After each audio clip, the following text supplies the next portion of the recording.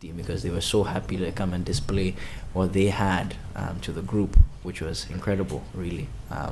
And that kind of makes me really question how valid are, all these studies that people have done about our traditional practices. Somebody comes, he has no connection with the people. Vice, they go the first time, we go in 1 week, they shoot really quickly, and then they come and say this is what the tradition is, and they have no idea of what the tradition is.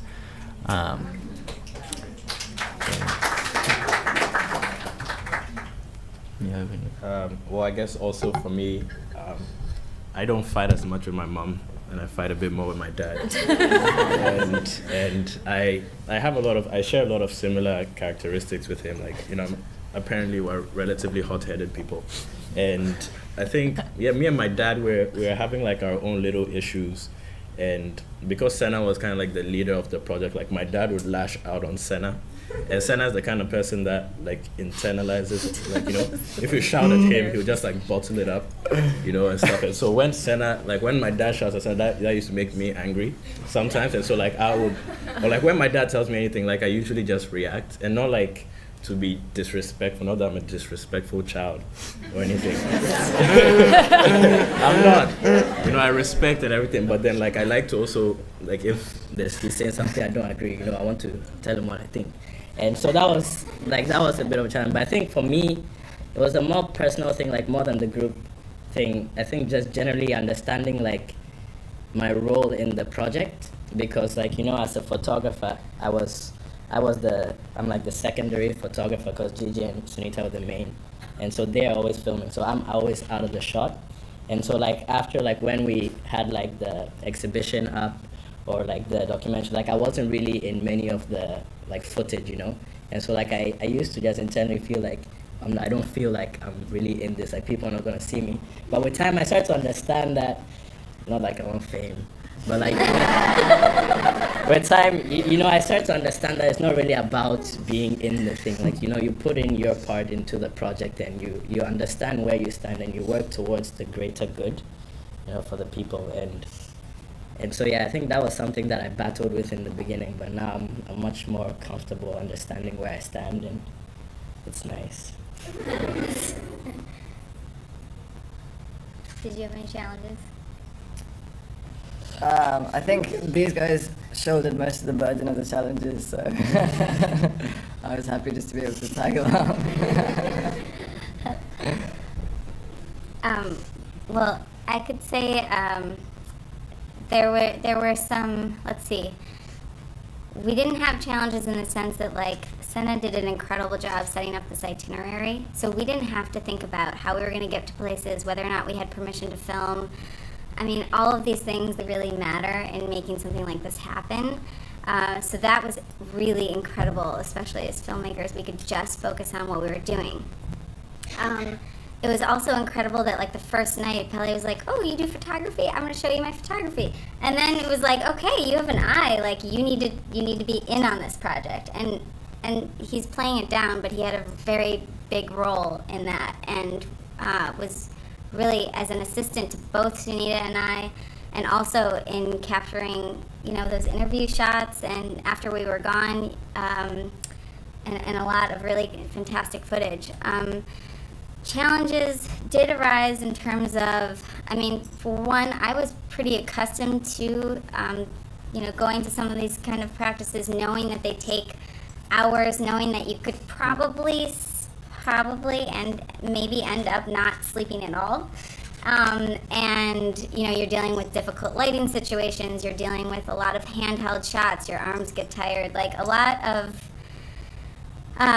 issues that arise just in the challenge of like filmmaking in a place that is new, and trying to adjust to everybody, and also like shoot in a very respectful manner. Sunita and I both are very cognizant of our role and being very responsible with our role, and being more objective and more so as like observers, and not trying to play into the stereotypes of what maybe a filmmaker from foreign country would assume. And also, I was like, so I was like a little concerned also with Sunita not being accustomed to maybe some of these practices, but she took it like a champ. But I think that if any of you are filmmakers too, I think that for me not doing documentary, like I was responding initially to, I was struggling between like, when do I do still photography, when do I shoot? And then, oh no, I'm doing too much film. I'm too much taking video. I need to be, doing still, and sort of like balancing that, and making sure that I'm covering like what Senna really wants for this project. And then also, like, we had a very short amount of time and a jam-packed schedule and no time to reflect. And that was probably the biggest challenge, was like, what is our story? What is the story? We tried to think of possible stories. Oh, this is a story about Vikram initiating before we even arrived. And then once we got there, we realized, like, oh my God, we just have to shoot. And what I wasn't accustomed to in the documentary world was that you have to shoot all the time. I would see like a nice shot, I would shoot it, and then I'd put my camera away, and I'd be like, so why is Sunita still? She's like shooting all, like, they will not start for like 5 hours. Like, they'll say 5 minutes, it will be 5 hours. But what she knew is actually that you need to shoot everything. And it was about halfway through the trip we realized, the real story is that here we have this really warm, educated, funny, delightful family that is international and cosmopolitan, and they're upholding their traditions, and that is the story. And unfortunately, we're so exhausted at the end of the night that we turn our cameras off during the dinner conversation that's really lively, and that's where all the fun is happening. So we shifted like halfway through in terms of story. So we're gonna try to resolve that, but I think the biggest challenge is like, how do you form a story ahead of time or in the moment, to really like relate what is happening in front of you. Awesome. Yeah. So we do want to reserve some time for you all to go and look at the exhibition, but if we want to open up the space in case there is anyone who has a question for the panel. Yes, we call it. Hey. Hello? What's up? My name's Josiah. Thank you for this. I guess I got a two-part question. Oh wait, is it working? I got a two-part. Oh, there you go. I got a two-part question.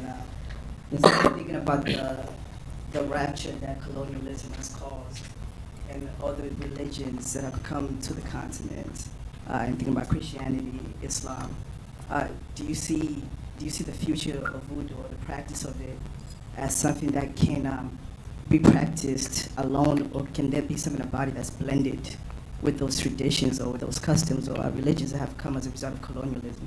Can there be a type of syncretism to that? Thank you for the question. I definitely think that there can be kind of syncretism. I was recently in Cuba, and in Cuba, the slaves, they brought together their Yoruba religion. So today, if you go to Cuba, in some houses they're speaking Yoruba. That was the most surprising thing ever. And what they did was that the slave masters said that they were not allowed to practice, and so they syncretized them with Catholic saints. And they said, Saint Barbara, you're really Shango, god of thunder, but I'm going to be calling you Saint Barbara from now on. And when the white master comes and sees me, I'm praying to Saint Barbara, and take it like that. And so today, when you go to Cuba, you see you go to a church and you see Orisha worshippers at the same time Christians in the same place worshiping. And for me, I was so happy to see that. I think traditional African practices are very syncretic. We believe in the efficacy of other practices, and so I have talismans that have scriptures from the Quran. There are some incantations and rituals that we do that the incantation is, I can do all things through Christ who strengthens me. So we are open. From the traditionalist point of view, it's open to other practices. The question now is, with the other faiths like Christianity, especially, would they be willing to accept to live together? And I think this is the reason why we're coming out with this documentary, to try and show that it's not as evil as you think it is, or your idea of what it is just based on a stereotype that has been perpetuated by Nollywood, Hollywood. It's juju woman, a witch who's just killing the whole village. It's not like that. So I do think that what we can try and do is teach people to respect other people's practice, and then we can be okay, and then there can be harmony.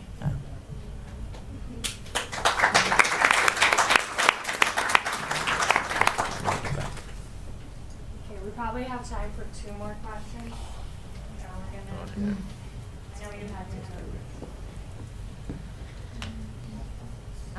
Hello, my name is Bashak, and so in the village I grew up in, the richest people would always be the ones involved in fortune telling and voodoo, because there's this huge informal market and people pay them a lot of money to make things happen for them, especially on the long term. And I was wondering if that's the case as well in Ghana, and if it is, if you would be interested in, making it another movie and maybe documenting it in that way. So I think that even though the stereotype is that voodoo or traditional spirituality is bad, the practice is that there are many people who practice but practice secretly. For example, my own sister did not want to be documented in this film that we're making because she was scared of being stigmatized, or that her boyfriend would see and their family would judge her because of that. And so there are many people that do practice. There are politicians that practice.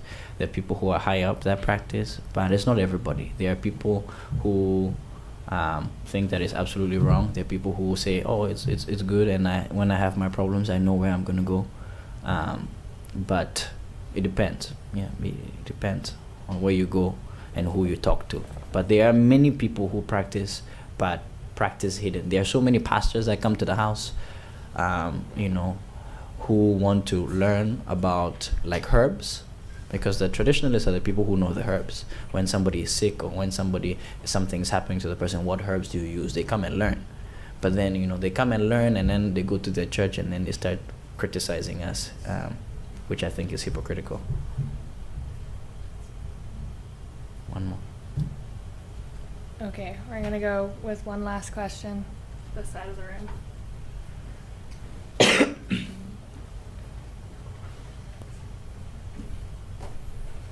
I wanted to just ask. Hi, my name's Vladimir. I feel in the Western tradition there is often a very strong correlation between cause and effect, and then whenever we talk about any kind of alternative medicine or just alternative approaches to feeling good in your body, people often dismiss those things because it's very hard to prove a cause and effect relationship, and that's why I feel, I don't know if that's true, but in voodoo, people often have a misconception of oh, you do this and then this is going to definitely happen, and then it doesn't, and then people are well, voodoo doesn't work. So how do you go about kind of explaining it to people and stuff that it's not that simple, It's not oh, you do this thing with the herbs and then your life is going to be all better. I think it depends on the way in which people study voodoo or explain voodoo or the traditional practice. You can have the best knowledge scientifically, and you can be the smartest person from Harvard or Middlebury, but if you don't know what is happening on the ground and the realities of how people are living and how they look at the world, you will not be able to really explain what it is. And so I think that's the most important thing, is to have this. You need a bridge between the two worlds that would balance the views of one side and the other, so that you can have credible knowledge about voodoo, but at the same time you can have this almost empirical way of studying. I do think that voodoo, or our traditional practice, in time we would come up with the technologies to be able to explain why these things happen. But that doesn't start when people are saying that this thing is just mere superstition.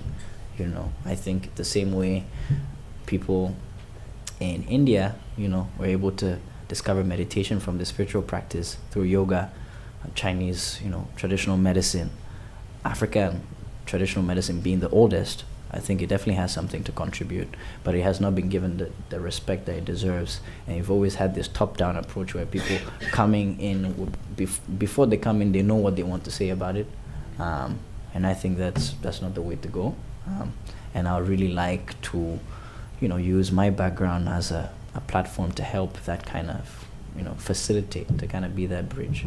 I don't know anything about science, but I can help you understand what the people are trying to say.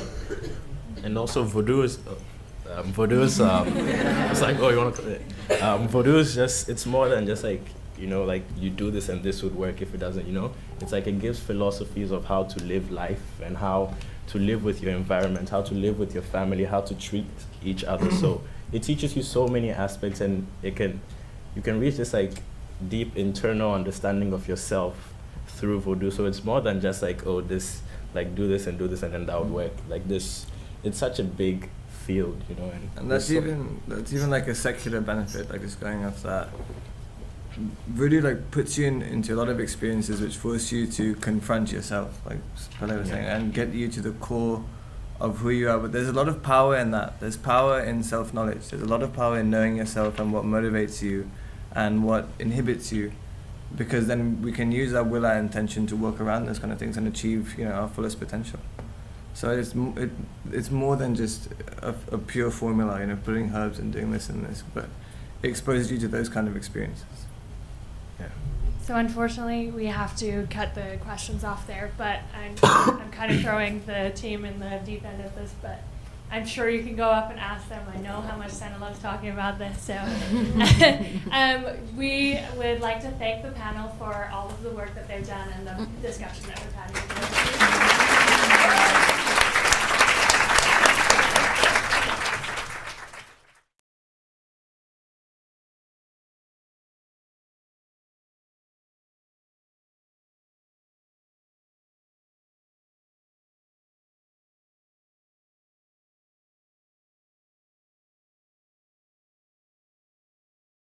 When we regained our independence, or even before, we were told that our names were not good.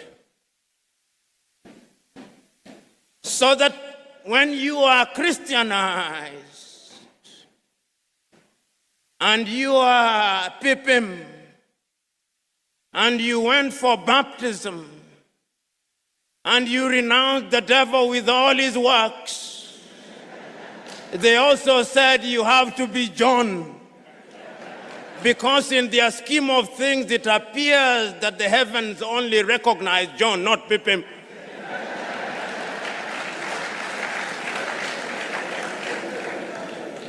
We were told that all the education we had acquired meant nothing. So that if you are eloquent in Ga or in Chui, you are not intelligent. You are only intelligent in English. You can only be intelligent in French, in Portuguese. We now know that that is nonsense. And you know,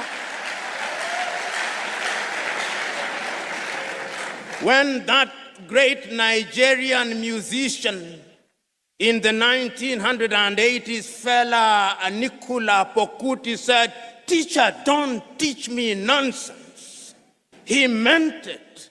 He was reminding us that we must examine our education.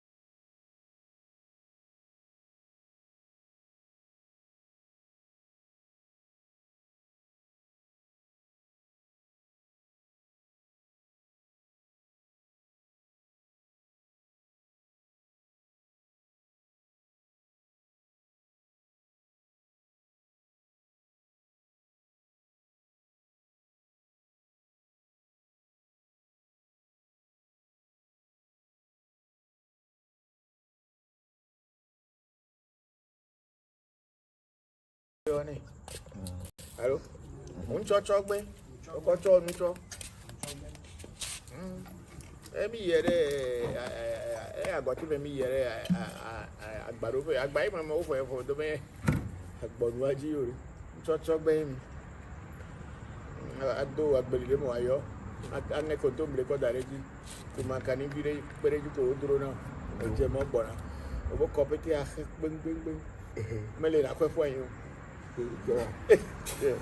Bokor abada fún mi pé ade tare ni yo ele me po amero le ni mo nkumo America nye Bokor Linet Macmurray Baklesro Bobby Macmurray babe yo be yo ahe apedo ayi ana yo be apedo yo ame abe Bokor Linet Macmurray o keke me bi na tan yo ele Bokor Linet Macmurray be paternal ancestors so idanu now Mabe Erela Saint Omar. Abe Erela Saint Omar. Abe to avolu yo amabe ata husbands.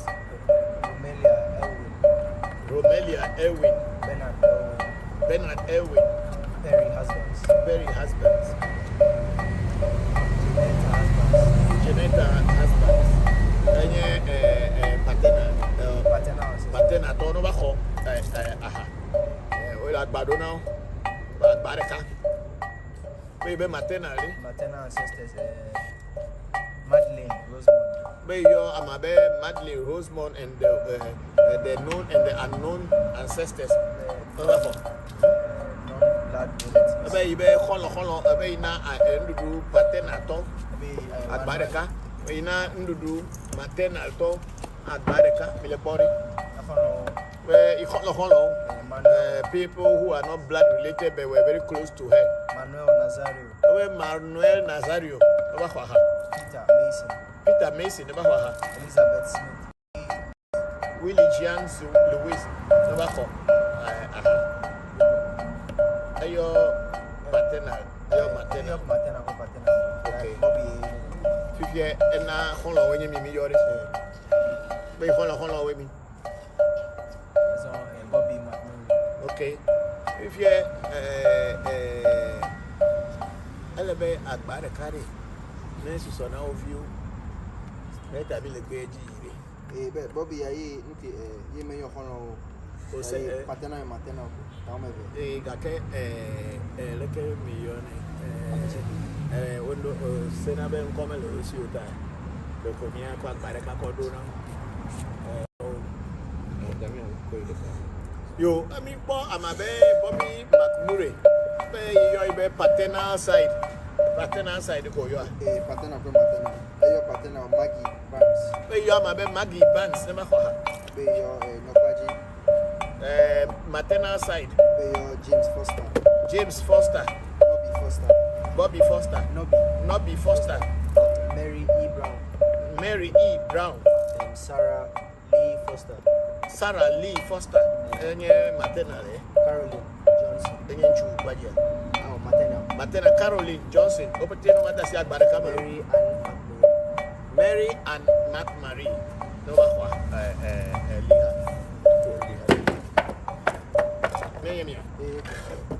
meyo maternal ko de ka ko yenye Maggie okay, so that's the paternals one bowl, maternals also one bowl.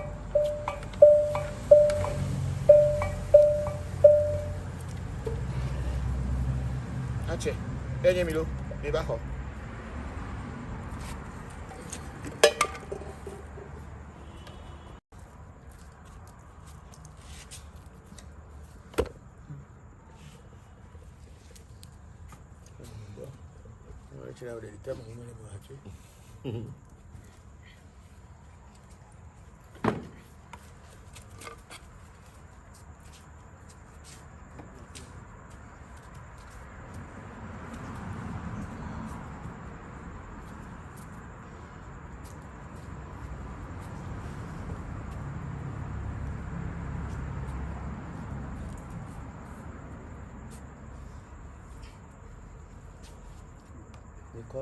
What elbow?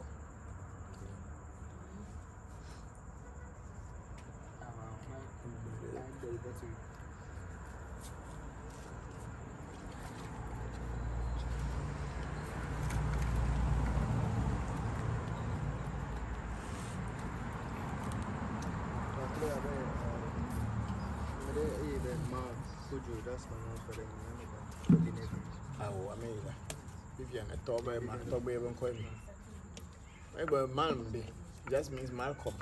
You're Malcolm. Is the for the Vivian Bakasa is the only grandfather, is the only ancestor who died for her before.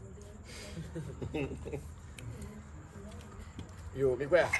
Your palm wine, Pammy, and you know, Bokor Lynette McMurray and Bobby McMurray. You're calling me Anasia.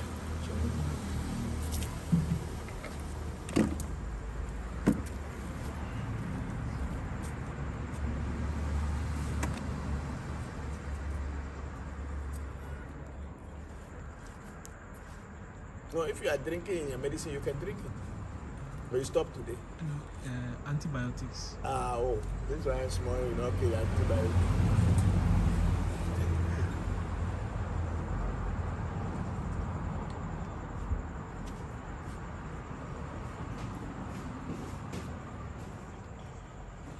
Where is my small phone? You are charging it? Yes.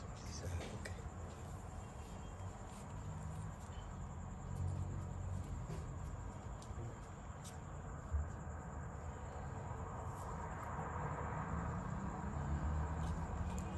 Hello, say I'm Bolo.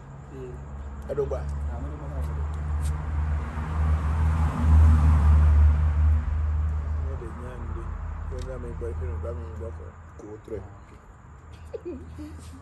As a mouse, I have a guy.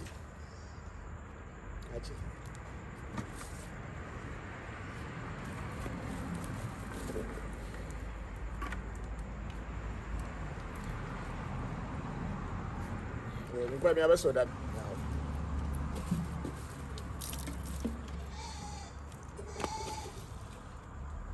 And you?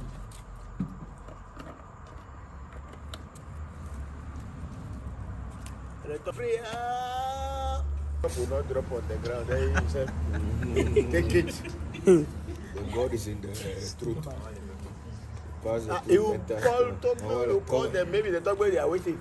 You call them, they always, then after that, you say, hey, then, wow. One single drop set will not drop for ground. Whoever no respond, like, Next time. Oh,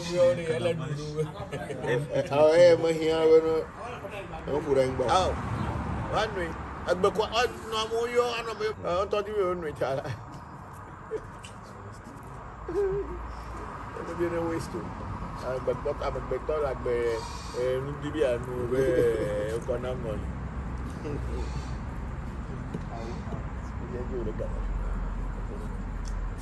Yeah, I'm a very mistake, but I don't do a mistake.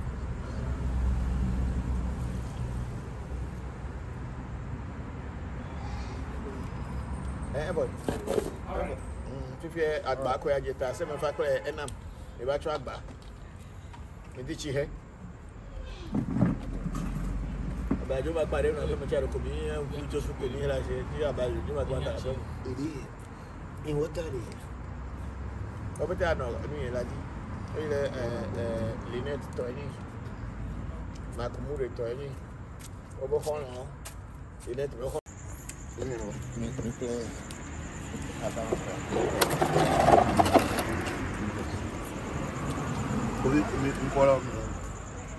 Lynette. Oh, Lynette. Bokor Lynette. Bokor Lynette. Every very paternal side. Paternal side. Young for the country.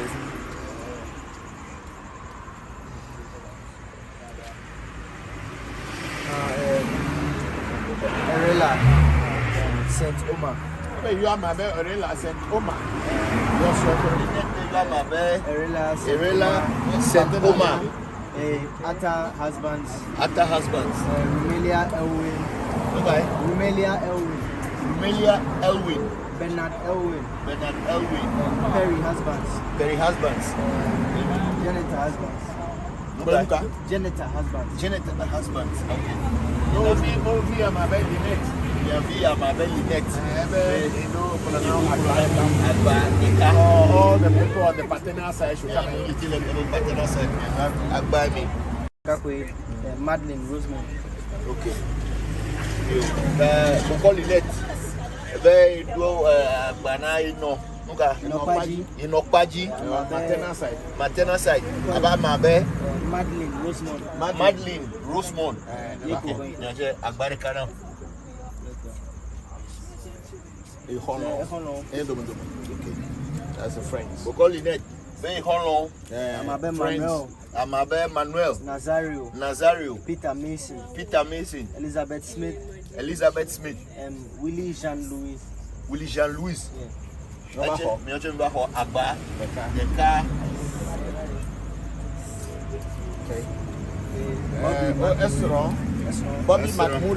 Bobby McMurray. On paternal side. Maggie Barnes.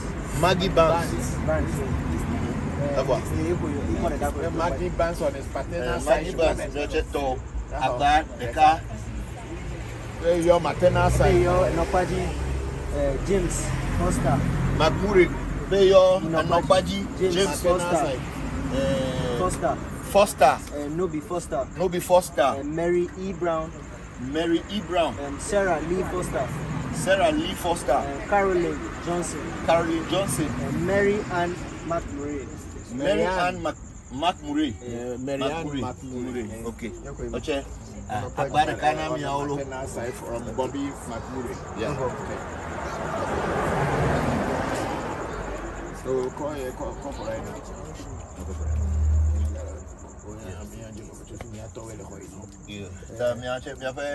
Eliha Ezerekai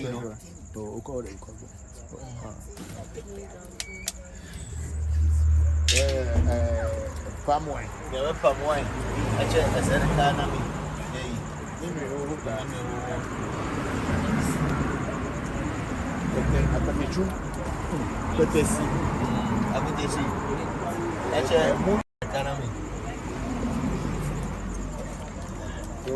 Mi abechi yo, mi abo, mi akolasi.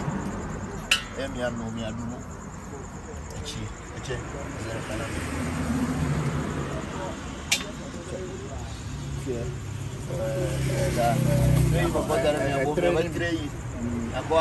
Is it, are you getting it? Because I need to send it to them. All right. Okay, pass my.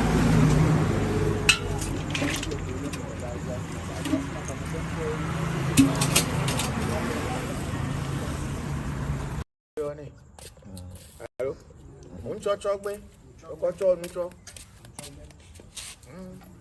Emi yere agba to me yere agbaro fe agba yi mama o fo do me agbonu aji yori chocho gbe mi ado agbelile mo ayo ane ko to mle ko dareji ko makani bire pereju ko odro na eje mo gbona obo kopeti a gbeng mele na kwefo yin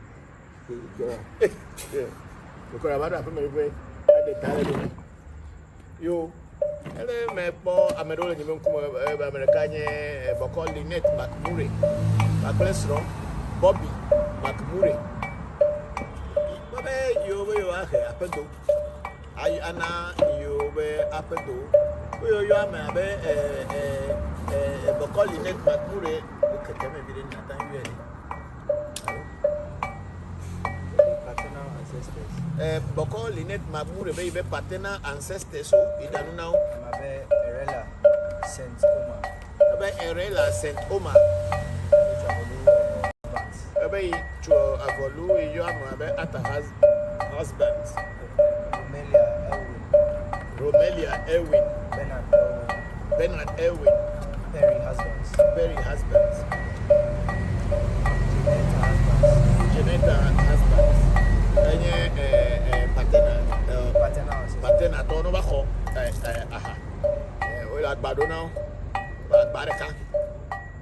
Baby maternal ancestors. Madeline Rosemond. Baby yo amabe Madeline Rosemond and the known and the unknown ancestors. Non-blood relatives. be holo be ina ndudu patena to agbareka ina ndudu matena to agbareka mile body where people who are not blood related but were very close to her. Manuel Nazario. Peter Mason. Elizabeth Smith. Willie James Louis.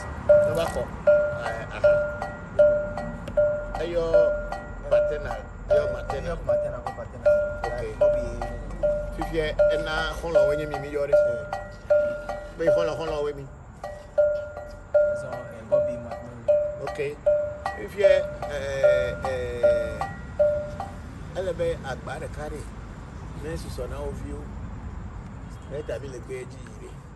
Bobby, you may have paternal and maternal. Got a little million.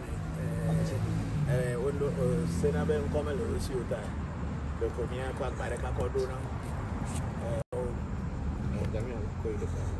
Yo, I mean, I'm a Bobby McMurray. You're paternal side. Paternal side, go you are. Paternal, your paternal Maggie Barnes. You are my Maggie Barnes, never for her. Maternal side. James Foster. Bobby Foster. Nobby Foster. Mary E. Brown. Sarah Lee Foster. Sarah Lee Foster. Maternal, Caroline Johnson. Maternal Caroline Johnson. Mary and Marie. No, she should have lived.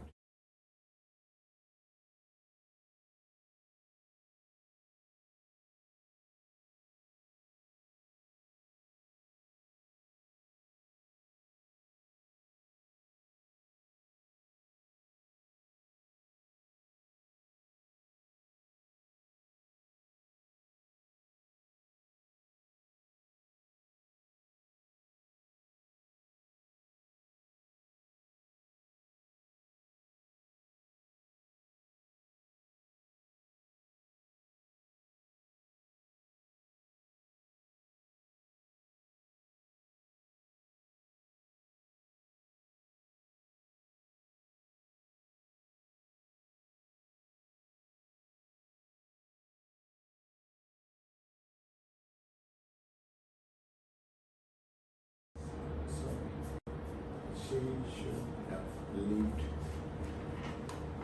to bury her. Now she has to bury him. And so she is very sorry. But I should tell her that she is sorry.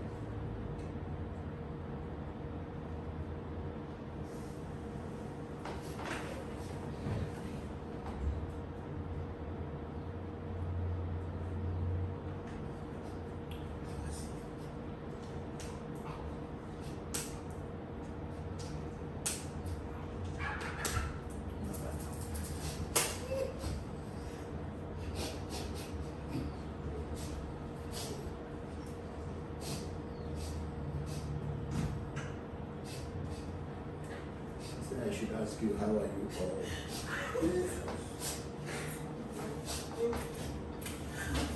And if you are crying, if you block her, she's already crying through me, so.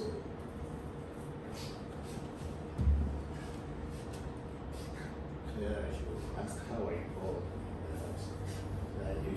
You should all take it that this is part of life. But I should tell you that she was betrayed. Somebody betrayed her. And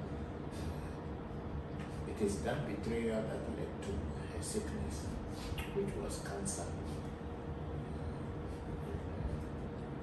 I don't know whether she had a heart problem, because here, yes, there's a heart problem and cancer in her.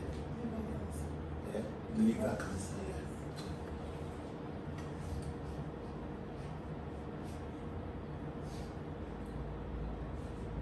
She will continue saying,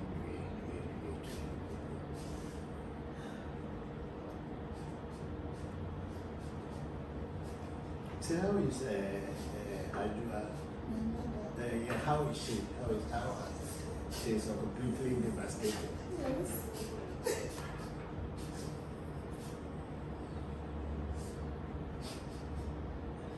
Your big brother, Sule, also is here.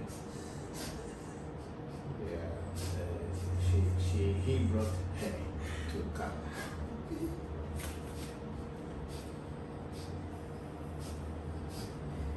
So whatever rites and rituals that are there, according to the family, they should do those things for her spirit. I should ask you people, did they bring did they bring the fingernails and everything? But have they brought the ashes?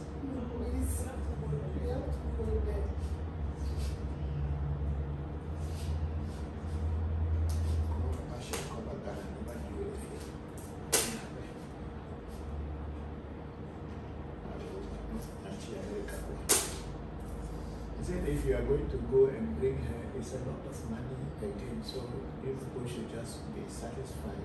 You can bury her ashes over there because it will be too much of financial burden on the family. So there's no need, she's already gone. And you can bury her over there, that's okay. Because she knows the challenges that the family has. And she will not put an extra burden on you people that they should bring her ashes. But they should just give her a befitting burial over there, and they can do the funeral here, just like how they do it for other people. So she is okay with that. Okay? You ask. They are actually from a Muslim family. Yeah, but you became Christians. Yes. Yeah, she said that one already long time before I opened the mirror. She said you all were Muslims, but you became Christians. So whichever traditional rites, not necessarily Muslim or Christian, but whatever the elders in the family would do, they should do that for her. Because he said that they were Christian, but they were Muslim before they became Christians. So people, you lost certain things along the way. Yeah.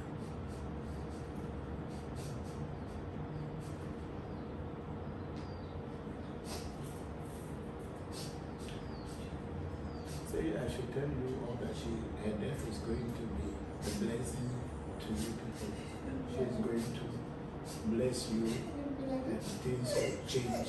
She become the sacrificial lamb, so things will change. So even though it has happened, everybody is having pain, and everybody is in pain. But her death will be a blessing to the family. I should tell you that.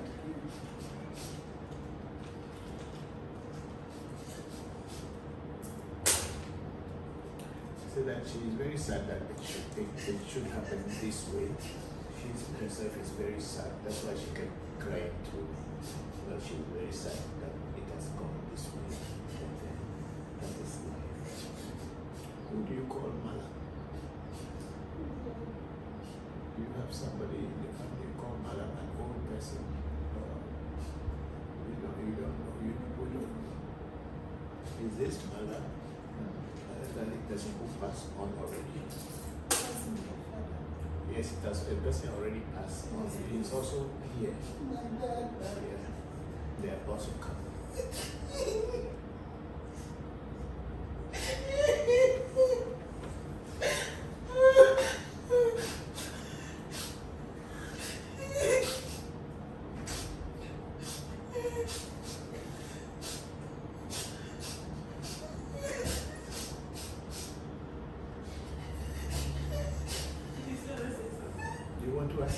You can ask. Bring your chair closer.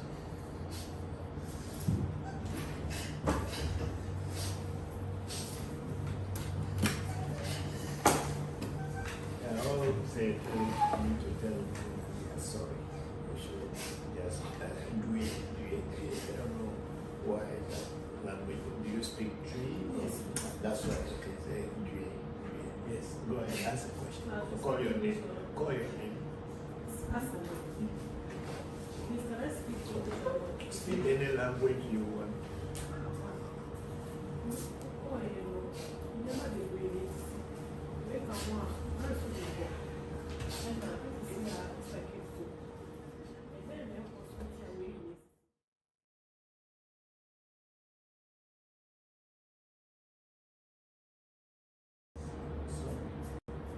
She should have lived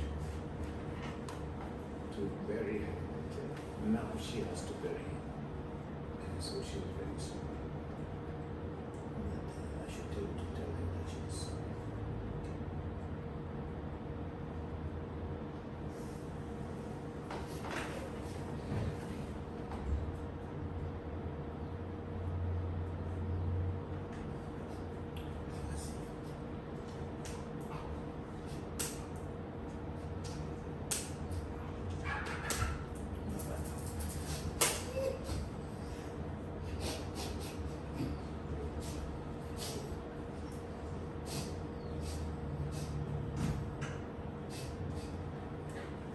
I should ask you, how are you all?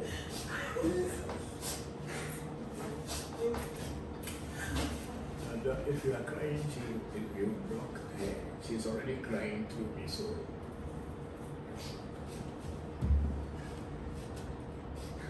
yeah, I should ask, how are you all?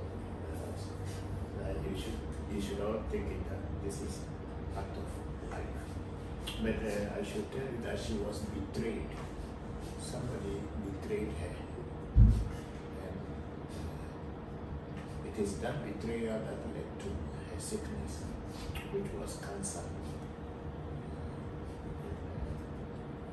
I don't know whether she had a heart problem, because here there's a heart problem and cancer in her. Liver cancer.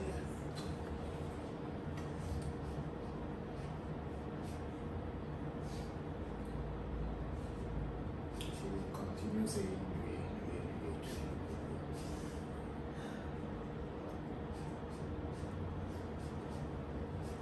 so how is Ajua? How is she? How she is completely devastated. Yes.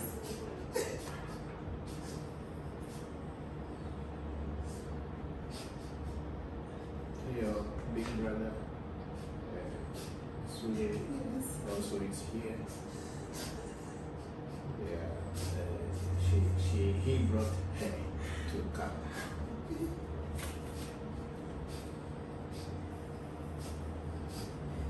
So whatever rites and rituals that are there, according to the family, they should do those things for her spirit. I should ask you people, did they bring did they bring the fingernails and everything? But have they brought the ashes?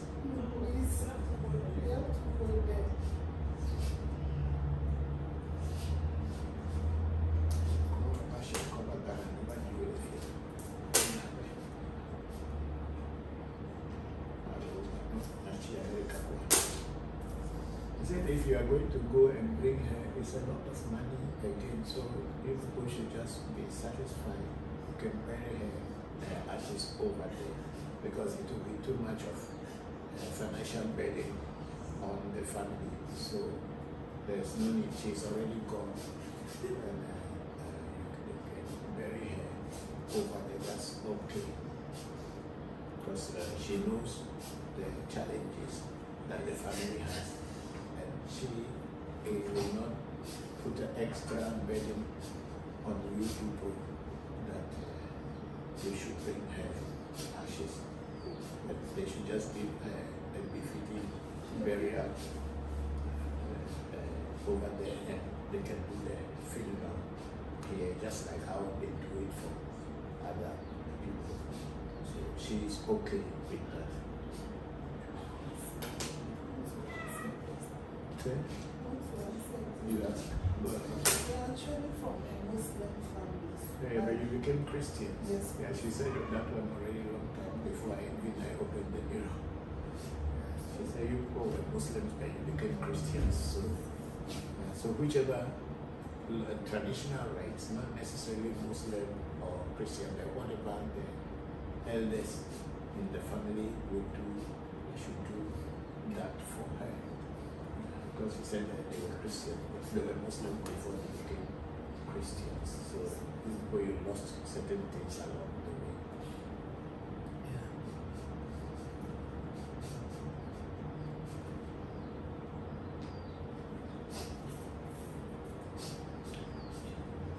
So I should tell you all that her death is going to be a blessing to you people. She is going to bless you and things will change. She becomes the sacrificial lamb. So things will change. So even though it has happened, everybody is having pain, and everybody is in pain, but her death will be a blessing to their family. I should tell you that.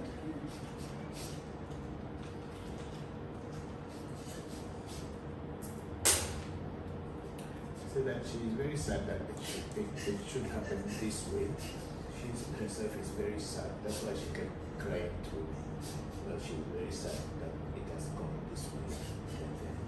That is life. Who do you call Mala? Do you have somebody in the family called Mala, an old person? You don't know. You people don't know. Is this Mala? The person who passed on already. Yes, it has. A person already passed on. He's also here. They are also coming.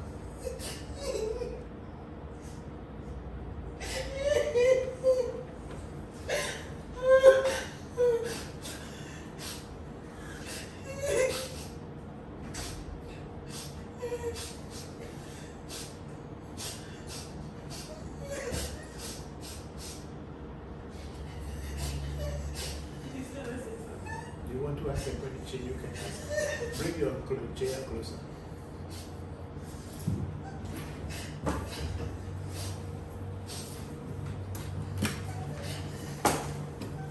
I always say, I need to tell you, we are sorry. We should just do it. I don't know why that language. Do you speak Twi? Yes. That's why I can say Twi. Yes. Go ahead, ask a question. Call your name. Call your name. Speak any language you want.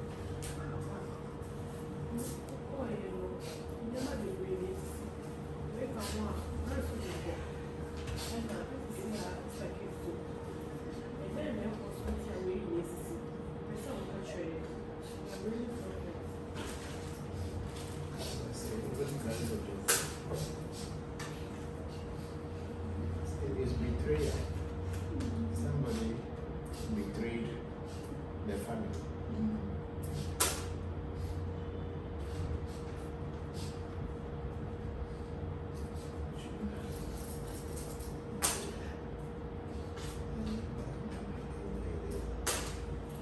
Do you have anything you are fighting over? Nothing like a house or anything like a property? My father's house.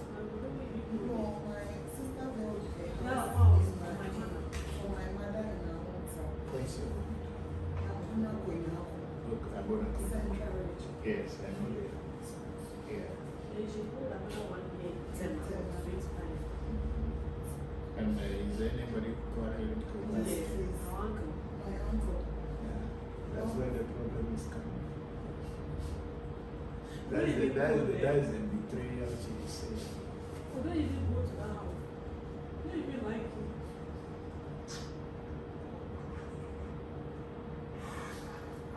To your father's brother, or is No, your my mother's mother's brother? brother. Your mother's brother.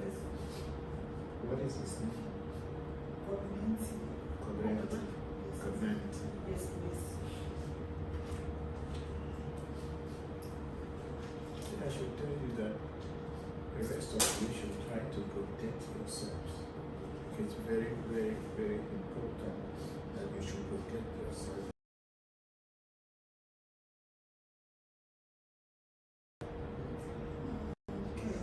curse, yes. So he also did some curse onto you people. And that also is affecting the house. That's why his name kept coming.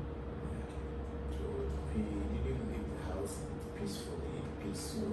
He has hatred towards the house and all of you. Sometimes you do good, and they turn out to become some people betray you, and even out of your goodness, you rather will be suffering because you have no evil against the people, but they are evil against you.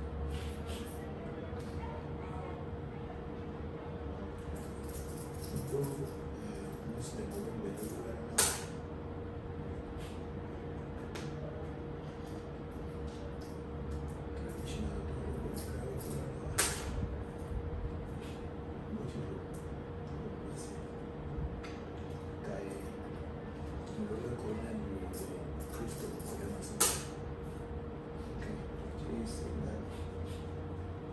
The way they bury her did everything in Christianity the way it is. It should just leave it that way.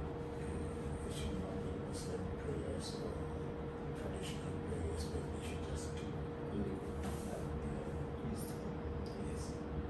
So maybe we will invite some church pastors to come and do the final rites and closure.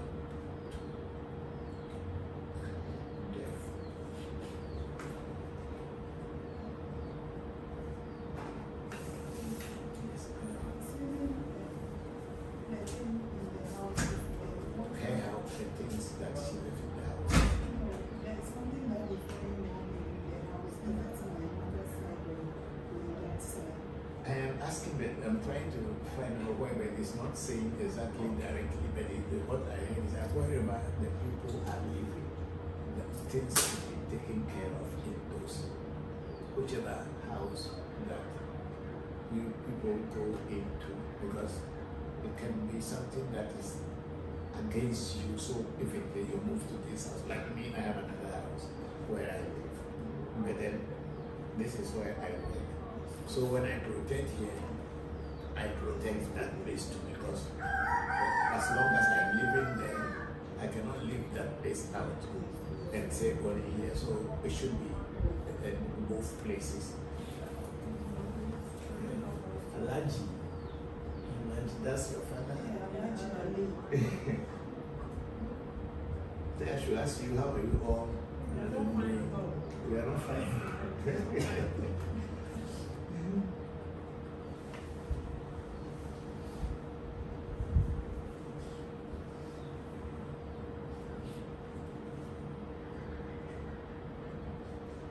I should tell you that all shall be well. All shall be well. All shall be well.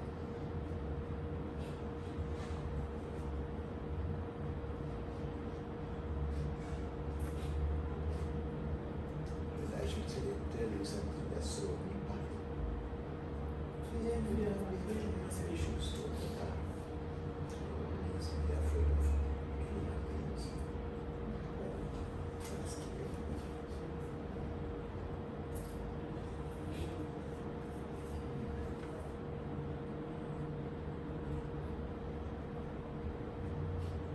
They have welcomed Kate into their fold, and she's with them.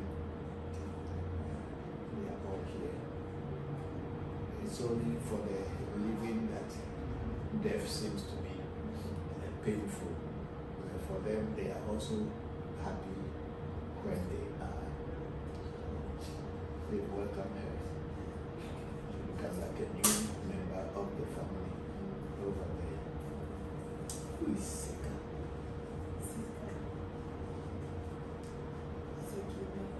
Is it Siki?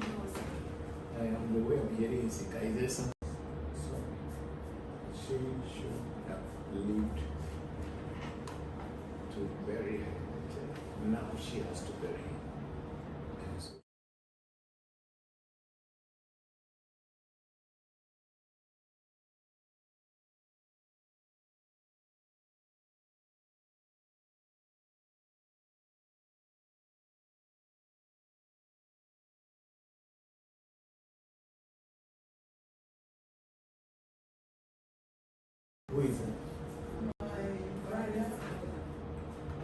brothers.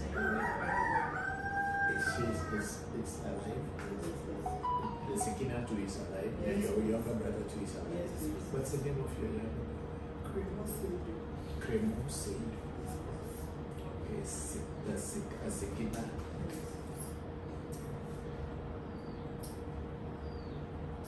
That's your name. So you should take good care of her. The Sekina. It's your father who is saying so. You should take very good. That's a grandchild, right? Yeah, so you should take very good care of Miss Kina.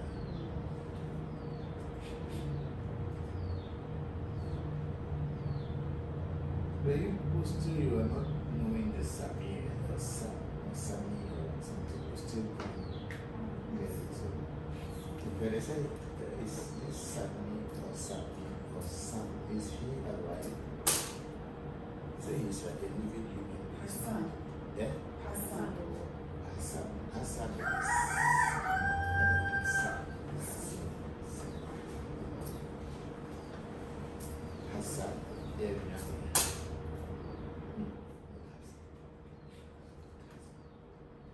Sam. Yes, it's called Sam. Samira, Samantha, Sami, maybe sister's friend. The one, Kate's friend. Yes. This one, the same person is alive, is not dead. Could be. Because Kate, the honor way, Sami. He played Hebila at Chusima. Who is it? My brother. Your brothers? It's alive. The Sekina too is alive. And your younger brother too is alive. What's the name of your younger brother? Cremo Seid. Okay, the Sekina.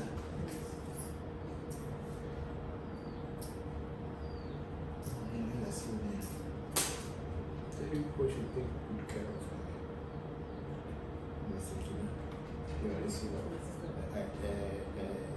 It's your father who is saying so. You should take very good. That's a grandchild, right? Yeah, so you should take very good care of Miss Kina.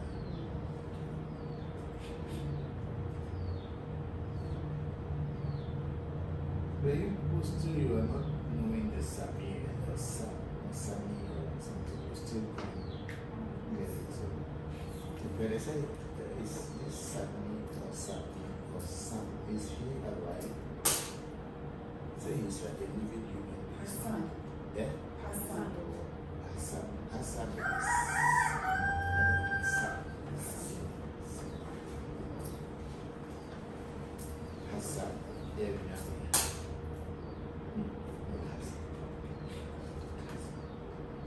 Sam. Yes, it's called Sam. Samira, Samantha, Sami, maybe sister's friend. The one, Kate's friend. Yes. This one, the same person is alive, is not dead. It's a different sister's friend. Could be. Because Kate, the honor way, the son, he played Hebila at Chusima.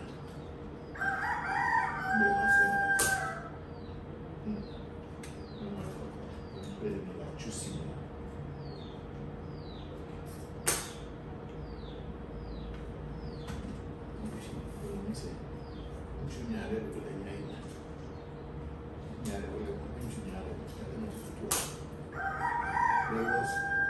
When your sister was here in was she having any challenge with any woman as far as relationship issues were concerned? Anything that you are aware of? And Kate had a quarrel with your mother. Yes. And now she's saying that she wished she was going to hug her. But,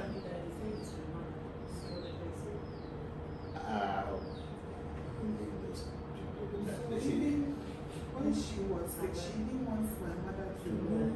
She doesn't want because she thought your mother was a witch and yes, people were telling yes, her. yes.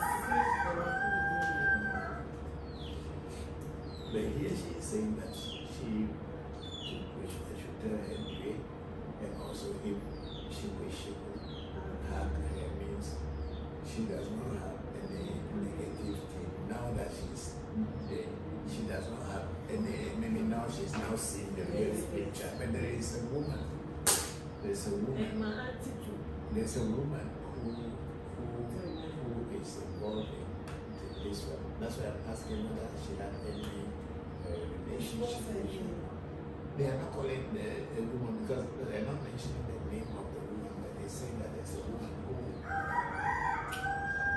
maybe through her doings the sickness came. And my uncle's wife too was involved. What is the name of your Ifia. No, I didn't hear any Ifia here in this mirror yet. In Regina. The Regina. Auntie Regina. That's your mother's sister. Yes, please.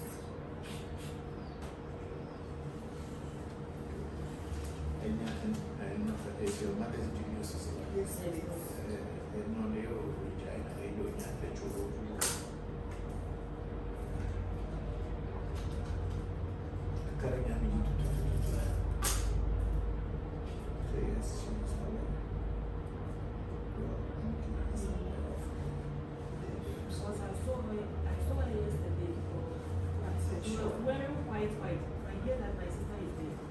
She was wearing white. Yes, she didn't even come close to me. She came to pass in front of my shop. But she said yes, she's also part of that. Usually death doesn't come from this family, it doesn't come from your family. So that she is also part of that. That's why she is saying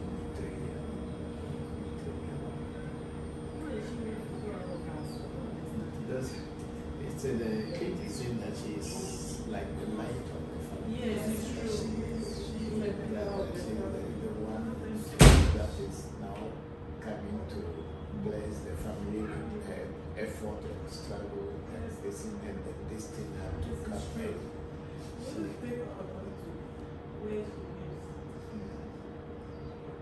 That's why she also said that she's going to bless people. Definitely, she will shower you with blessing, even though she is not there. Someone will come out. Someone will come out. She is like the light of the family. So she is. How old was she? She will be 46 this year.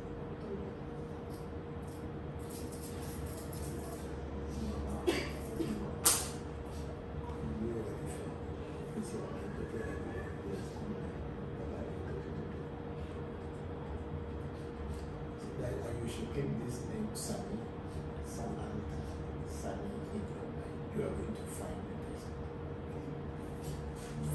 She will be a one person. No, the person is not a good person. The person is against her. And the person was part of all this plot. So the person was part of the whole thing. Maybe that's the person who took them to where they will attack her.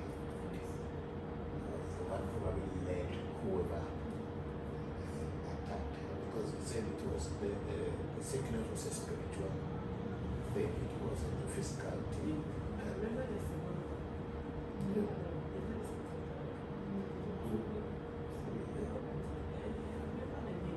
You are not knowing the face. He said that you remember, so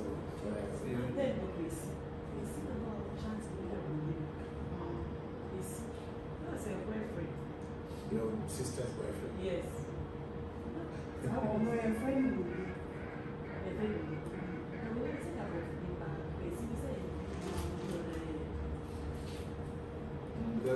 there is a love triangle problem also in this NIF. So there is something like that thing. That's why I was asking you whether she was having to fight or having some relationship issue.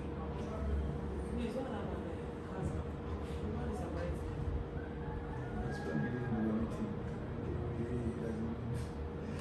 He doesn't do anything. It's insisting that we should come. That my sister's last wish was for us to come. So Yeah, for you to go, if he is ready to sponsor, and let you go come. he doesn't have money, that he has spent a lot of money on my sister's death. Sickness of death. Sickness. Yeah, but it's okay if he wants you to go to come, then he will probably do all the necessary documentation. So you can go. It's left with us to do together.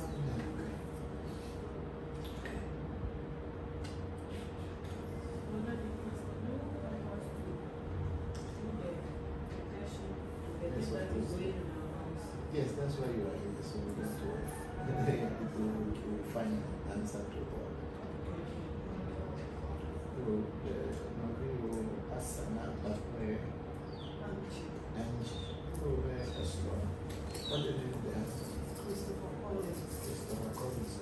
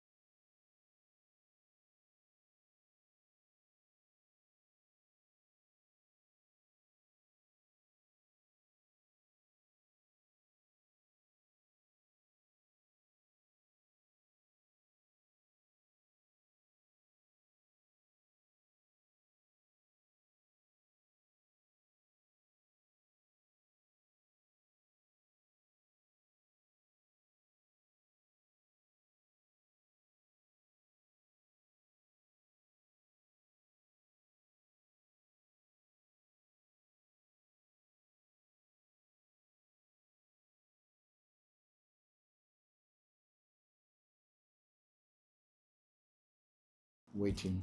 Good morning to you, good afternoon, and good evening to you, wherever you may find yourself at this very moment. Please prepare your questions, your greetings, and your comments. I'm going to pour libation. After pouring libation, we will open the floor and start reading your this thing. I think Kunyuari also shared our live.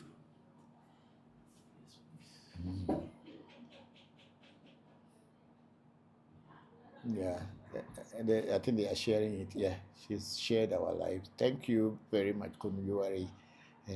Kopkun Markup.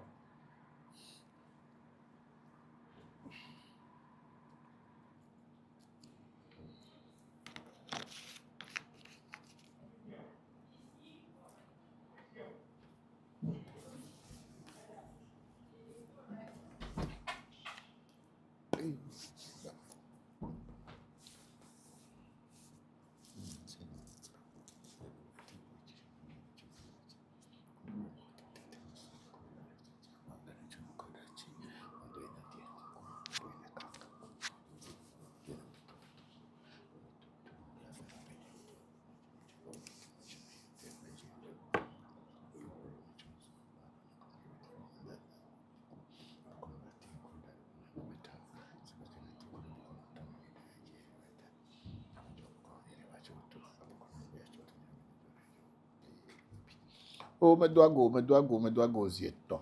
Meyo mauga sobolisa, mauga kitikata. Mauga ese joto amejoto. Ese nanu ame.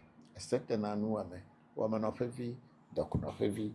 Wamanofevi mebiananu dokunofevi ogbena. Dokunofevi mebiananu wamanofevi ogbe ose meyo medwago. Ese popolipo. Ese nyo amenyo, ese glan meglan. Ese pojijo ame pojijo. Ese na mebianu gatenu moro na me sese pela gbedidi mebialo medwago. Eyo sheme ham fura shopese mi fura shopete medwago. Yo Abraxas, me osi adrepo do ago, yo ta dreto be vi me kuno, uwo veso ato, uwo veso to, uwo veso reka me do ago.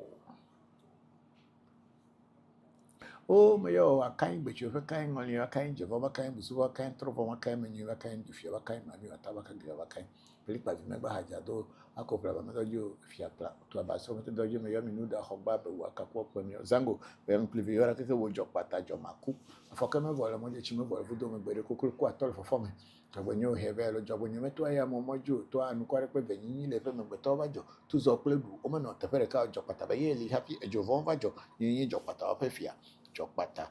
Metrona mengbeda molo avifa gbe riedina jokpata neno anyi apemia ajolo jokpata jokpata yen ya tefe me yo mese me gbo jidi to to gbe dente apape lolu tizu gbolu ajima ogboju pe odoja lo fe nko me valenti fafa me lo va lo jona pefu ago sakpa teme yo atigeli me yo goro bu me yora ken lo alafia kwa harai na misia me yo ayingba majugba fa plan ngba majwari ka onya bilime mateku tekutega o me yo mi ara kekeke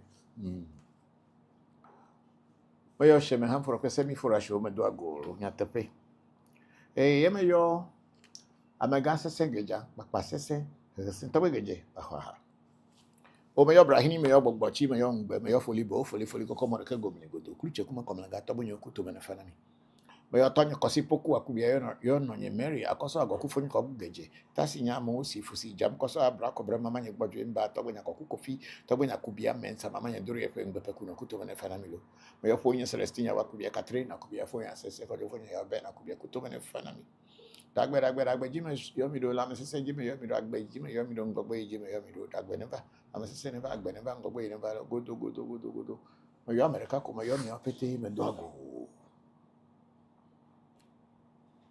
me yo awuno tuji bako tuji togwe tuji me yo kini hase poncha barasu barabu tani ele vie ko mare yo amaga koku anatovi anke ima apia kosa baji me yo bako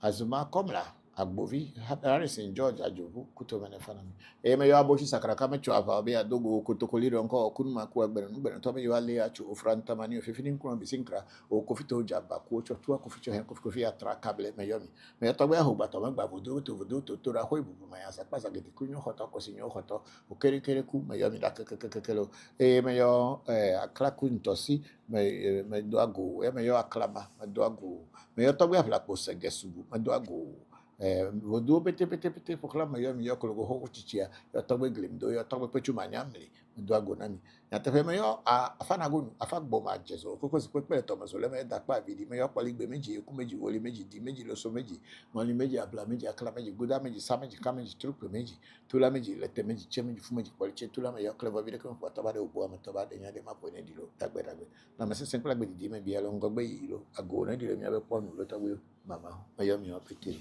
Voodoo pete me yo mi lo. Okay, so we are on TikTok now, and we have a Kobi. First, we have a Bokor Shamba Musa saying good afternoon, Papa. Hello, Shamba. Good afternoon. And Shamba is also on Clubhouse. Thank you very much, Bokor Shamba. Thank you. I hope you are fine, your family, everybody is doing well. Thank you very much.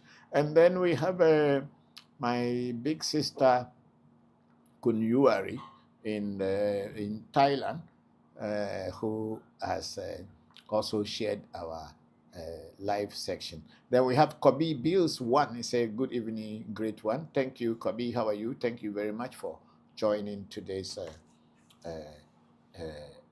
live streaming. Please send in your questions and your comments and all that, and then we will be able to answer your questions. Thank you very much. Yes." Please, let's go to other platforms and see if there is anything anywhere. And we have Daniel also joining. Just put Daniel there. And then we have Kobi Bills, his same Prince. And then somebody also call him Messi. Okay. You are all welcome to today's program. Thank you very much.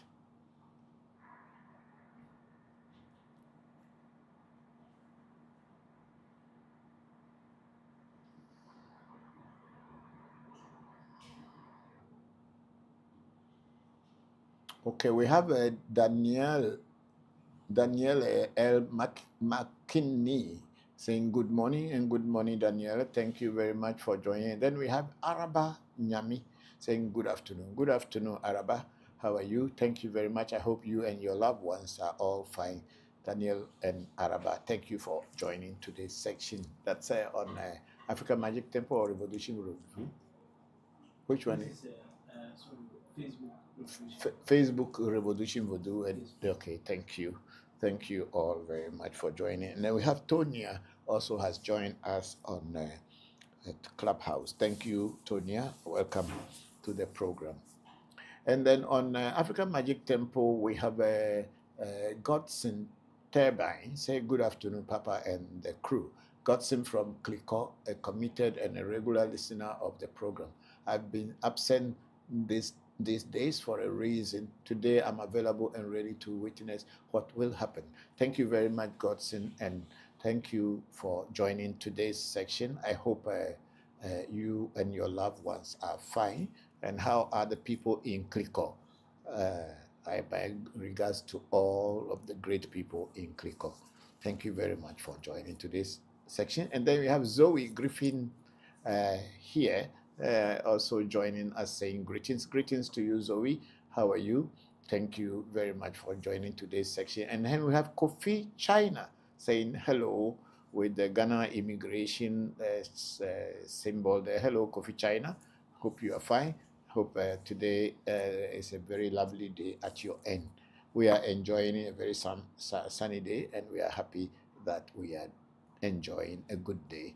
Thank you all very much for joining today's section. I'm grateful to you all for joining.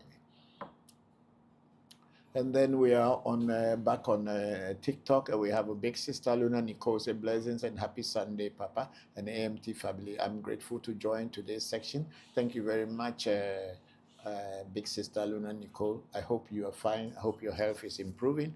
And thank you very much for making it, always making it a point to be here and also to send messages and ask questions that we all learn from. I'm grateful. Then we have someone with the name Jennifer writing Daniel, and then Jadine is also saying hello. Jadine, hello, and Jennifer, hello to you all. Hope you are all doing well. Thank you very much.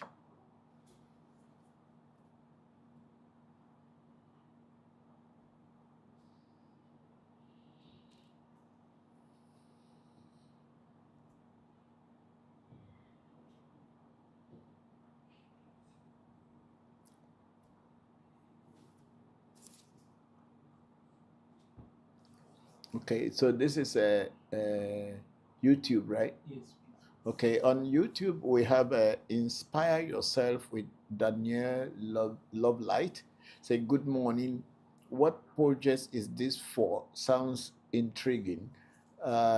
Inspire Yourself with Daniel Love Light.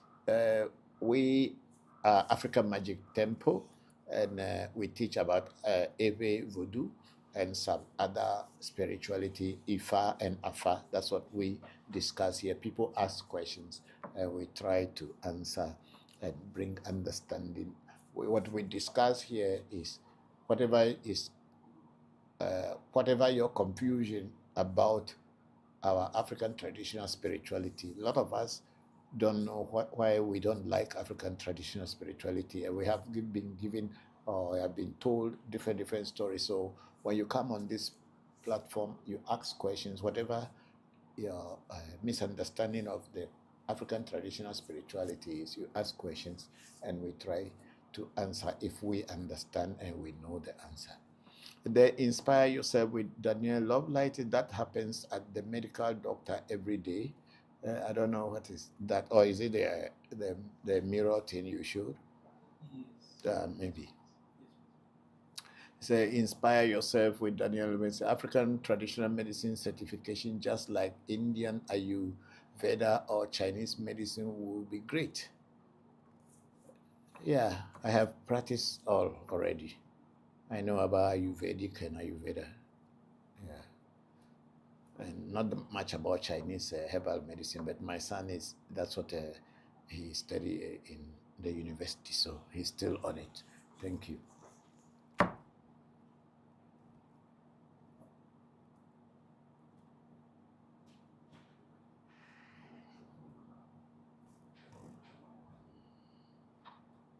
Papa. Hello, Bokor. Hello, Papa. How are you? Enuledo. Ah, Marekamaderan Udo, Enuledo, Oliwofu. Yeah, go ahead, Bokor. Yes, Papa. I had a question. Fire question. Yes, go ahead. When I was doing a reading, I kind of got confused a little bit. Because like a polyfill that was maybe only like let's say like only fatrupe. Woli Fatrupe. Yeah. But then only Meji comes after. Mm. So, like, would that be a yes, or since the Meji came? It's no. It's no. It's no. Okay. Because the Meiji is older than the mixed Oli Fatrupe. Because Oli Fatrupe is not what we call in Ewe Afa Eduno, the mother or the major arcana, as it's called in tarot card. Is the major signs are the double Meiji Meiji. So if a smaller sign or a junior sign comes first, and then the Meiji comes, that means the Meiji has kicked out what the junior sign was speaking about. So means it's a no, yeah, because the Meiji overrides the Oli Fatrupe. Okay. Mm-hmm. Thank you, Papa. You're welcome. Thank you too. Thank you for that beautiful question. Hope everything is fine with you. Yes, Papa. Everything is good. We thank God. Thank you, Papa. We thank God. Yeah. I think Senna will be coming to the US soon, right? I think so, but I don't know exactly when yet. So I'm just waiting for him to let me know. I think he will communicate with you. Yeah, for sure. Yes. Yeah. Okay. Thank you very much, Bokor Shamba. I'm grateful. Yes, thank you, Yeah. Papa. Okay. If you have some other questions, you can bring it in, and then we can talk about it. Yes, thank you, Papa. Welcome.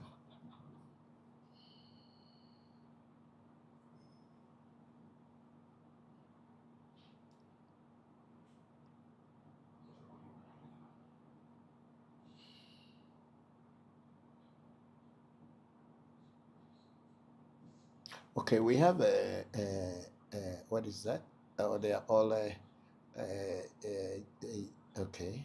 We have some people joining the live section. Etonam has joined the live session. Yeah, okay, thank you.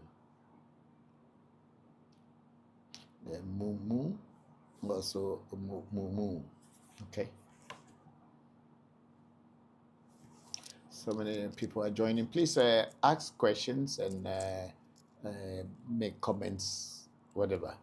I'm here to answer. Yeah.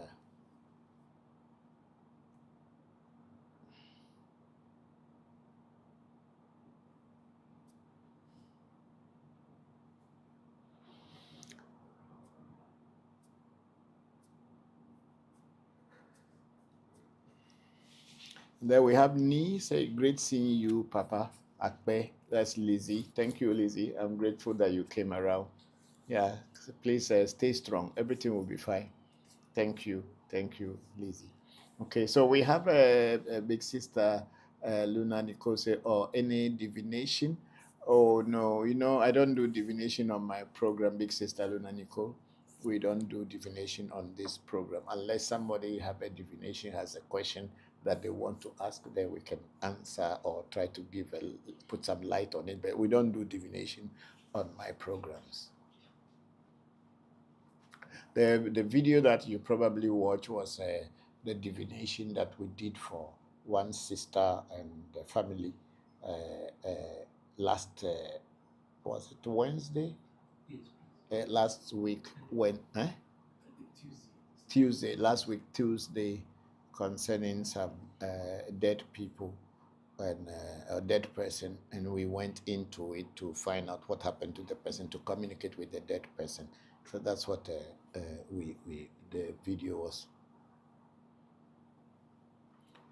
Okay, I said, Big Sister Luna Nikos, we missed her question above. Okay, let's check it. I think the question, what we have here is one is blessings and happy Sunday, Papa and AMT family. I'm grateful to join today's section. That's what came. And then come down. And then we have Luna Nicole say, or any divination. And then I was saying that, oh, no divination. I don't do divination on my programs. Yeah, thank you. And then I said no, Papa, you missed my question above. These are the two questions that we have seen already, but maybe that one didn't come. You can still post it. And then, okay, so there must be some question that didn't come through. So you must post it. Said we have Larry Bentley say good evening, Papa. Hello, Larry Bentley. How are you? Thank you very much for joining the program. And then Luna Nicole was saying that I missed her question, but then Larry Bentley, Papa, how do I initiate Tufa? To get initiation in Tufa, you have to find an Ifa priest or Afa Bokor. Most of the Ifa priests are called Babalawo and Oluwo. So you must find an Ifa priest closer to you or an Afa Bokor closer to you. He will guide you through things that you need to bring for initiation. And when all things are set and ready and the timing is good, the person will initiate you into Fa. That's how Afa initiation is done. The Big Sister in Luna Nikos, I know you don't do divination on your live section. Thank you very much for that understanding. And then we have Wata here. Say, hello, Papa. How are we communicating with ancestors? How does that work? Okay, hello, Papa. How are we communicating with ancestors if they are reincarnated? How does that work? You don't need to worry about whether they have reincarnated or they have not reincarnated, because we have two spirits, one in the spirit world and one in the physical world. That's why when you sleep, your spirits start to move about while your physical body is here. So the spirit that is moving about, or your spirit that is in the spirit world, reveal itself to you. And sometimes you go into different worlds that you don't even know, but you don't know it when you are in the physical world, but somehow in your dreams you feel that this place belongs to you or you had been there before. So you are two in a one person. So when you pray to your ancestors, definitely your ancestors, whether they have reincarnated or they have not reincarnated, will be able to hear your prayer. Take my cup from here, the white. Bring it more inside. I think. Put it more inside. Yeah. Then so that yeah, they should take the white cup and then get me some cold water. When I don't know how to really put it, but we the Eves believe that you lived in a world before coming over here. And that world, some people call it Efetome. The area I came from in Eveland, the dialect we speak, we call it Esefe, where destinies reside before manifesting themselves here. So when a person reincarnates, that does not mean that there is no other person of such a particular person over there. There's the other part of the person is over there. So when you pray to your ancestors, whether they have been reincarnated, because even if they have been reincarnated, you will never know. So your duty is to pray to them. And if by praying to your ancestors and whatever you had asked, whether they had reincarnated or they have not reincarnated, if whatever you have asked and you get it, then you know that your prayers have been heard. So that fear of saying that, oh, maybe my ancestor has reincarnated already, so I will not pray to him or her, does not exist, because you don't even know whether they have reincarnated or they have not reincarnated. The story I learned about reincarnation is that some people can even be in a spirit world for over 10, 20, 30, 40,000 years before reincarnating, depending on what life they lived when they were here. If they are very spiritually powerful, they may have their reincarnation coming very fast. And if they were not spiritually powerful, their reincarnation may take time. And it also depends on the actions that you have taken in this lifetime or in the past lifetime. That is what will determine what time your reincarnation will take place.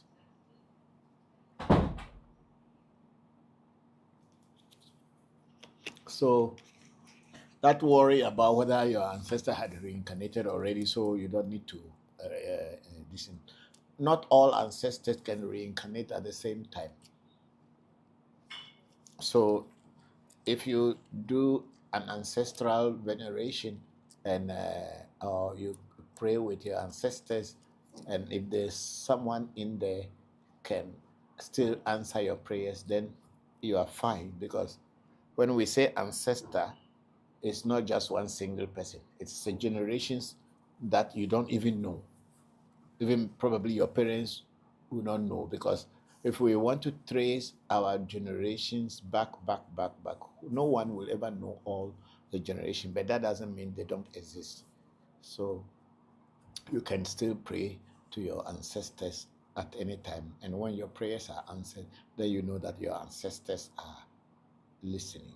And you know, sometimes we do a reading and a particular ancestor will come with their name, that I am the one who is asking you to do this, to do that for me. If that ancestor had reincarnated, he would not appear in a reading to say, do this for me or do that for me. Thank you very much, Bokor, Lynette. I'm grateful. And then Big Sister Luna Nicole said, oh, Pa, my question was, is it inappropriate to study and practice bone casting without initiation? It depends on what that bone casting is. In our Ewe traditional spirituality, we don't have bone casting.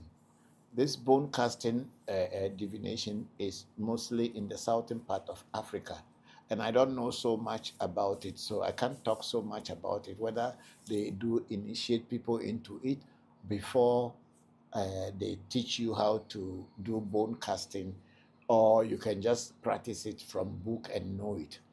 You know, there's a lot of people who can look into books for Ifa, which is more common.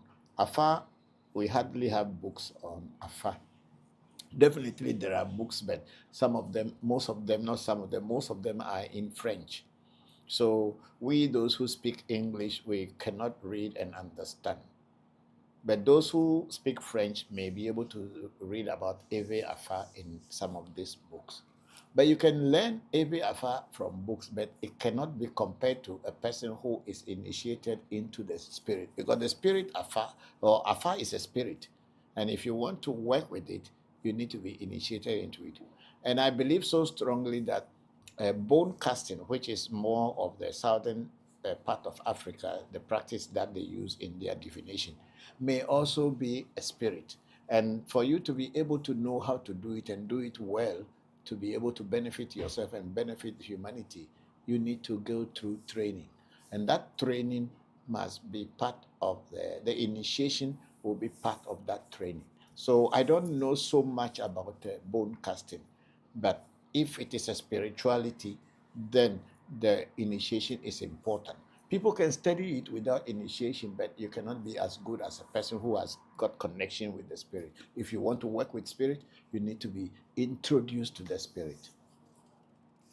Thank you very much, Big Sister Luna Nicole, for that beautiful question.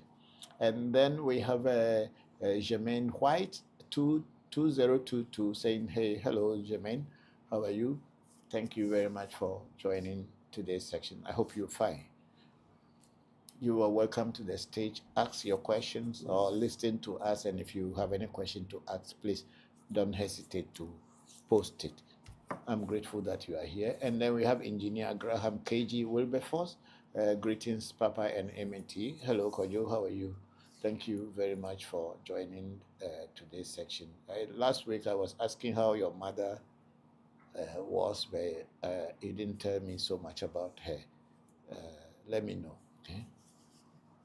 And then Luna Nicole said at Engineer Graham KG Wilberforce and saluting there, Kojo. Yeah, thank you. Thank you. And then Engineer Graham KG Wilberforce at Luna Nicole. We say hello. Hello to big sister Luna Nicole and Kojo. Yeah, then we have Luna. Is it the same for an unknown ancestor, Papa? I want to honor them properly. Yes, that's why when we are honoring our ancestors, there are so many ancestors we cannot know. Like I said earlier, we don't have the capacity to know all our ancestors from the beginning of our destiny, because from the beginning of our lives, because your grandfather has a grandfather who had a grandfather who had a grandfather who had a grandfather, and even had a great grandfather whom you may never know. That's why when we are doing ancestral veneration, we call those that we know, and we say that the known and the unknown should also come. Anybody who is on my bloodline that I don't know, and all the people that I knew or physically known or heard of, the known and the unknown should all come and participate in this veneration. That's what we do. So you can never know. It's not you may not, but you can never know all your ancestors. Even if you go through the Western way of family tree, they can only know it up to a point. And most of our brothers and sisters who probably have descended from Africans and the African Americans and the diaspora, even if you trace your family tree, you can only know up to the first person who was the beginning of your lineage. But that person had so many ancestors also back in Africa somewhere that you may not know, and even that person may not know. So definitely we can not know all our ancestors, so we involve the known and the unknown into our practice. Thank you very much, big sister, for that question. It's a very nice question. And then what I say, thank you, Papa. Just some of the crazy questions that come to my mind. It's fine. It's a lot of, because when you are doing research and you are seeking knowledge, of course those things will come into your and you need some clarification. So it's not a bad question at all. It's a good question that you ask, and that's what I could also understand, and that's what I am trying to explain. Yeah. Because the ancestral world is not only one single person. That's why recently we were doing an ancestral feeding for one of our sisters who lives in the US, and she only knew only one person, and that's all. And I was saying, why wouldn't you ask your parents? Why wouldn't you ask your other thing? And say, that's all. Only one single person, that's the only ancestor she knew, which is not very right, but that's what she knew. So I told her to probe more into other people, other family members, to learn more about their ancestors. You cannot have only one single ancestor in the ancestral world. There may be millions over there that we don't know and we can never know. But once their blood is running in you, once you mention the known and the unknown, they will all participate. Thank you very much. Then we have Kwai Rush. Afternoon, Baba. Hope you are well. Yes, I am, and I hope you too and your loved ones are all well. Thank you very much for coming to the program, Kwai Rush. And then we have Big Sister Luna Nicole say, Lukumi Babalao used bone casting for a reading for me. It was really accurate. Yeah, that means He learned it from somewhere. Bone casting is not of West Africa. Bone casting is of South and Eastern Africa. So if a Lukumi Babalawo, he can also learn anything, because just like me, I have learned some small astrology, I learned palmistry, I learned numerology, I learned graphology, and then I also learned some tarot card reading. I also learned face reading. I learned people's lips. I can read and tell you what type of person the person is by just looking at your lips. I can tell you.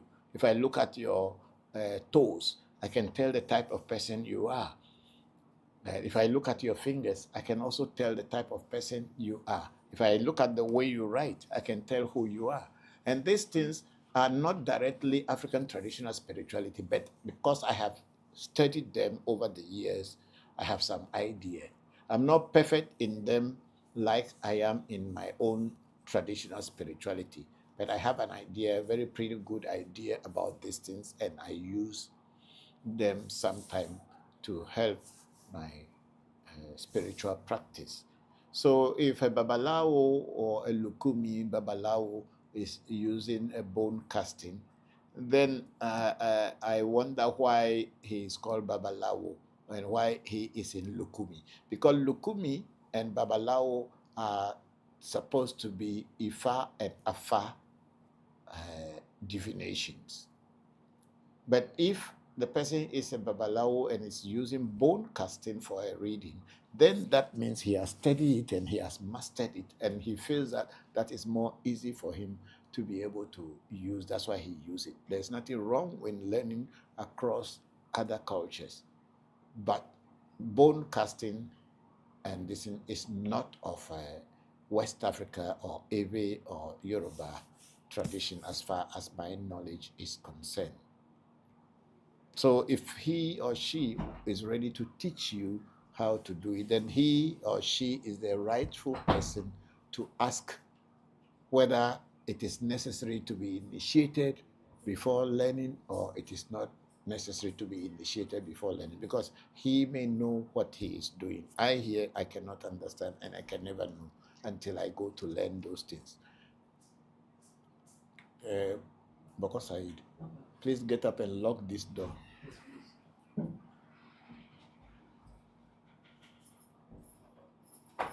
No, open it first. Tell them nobody should open here.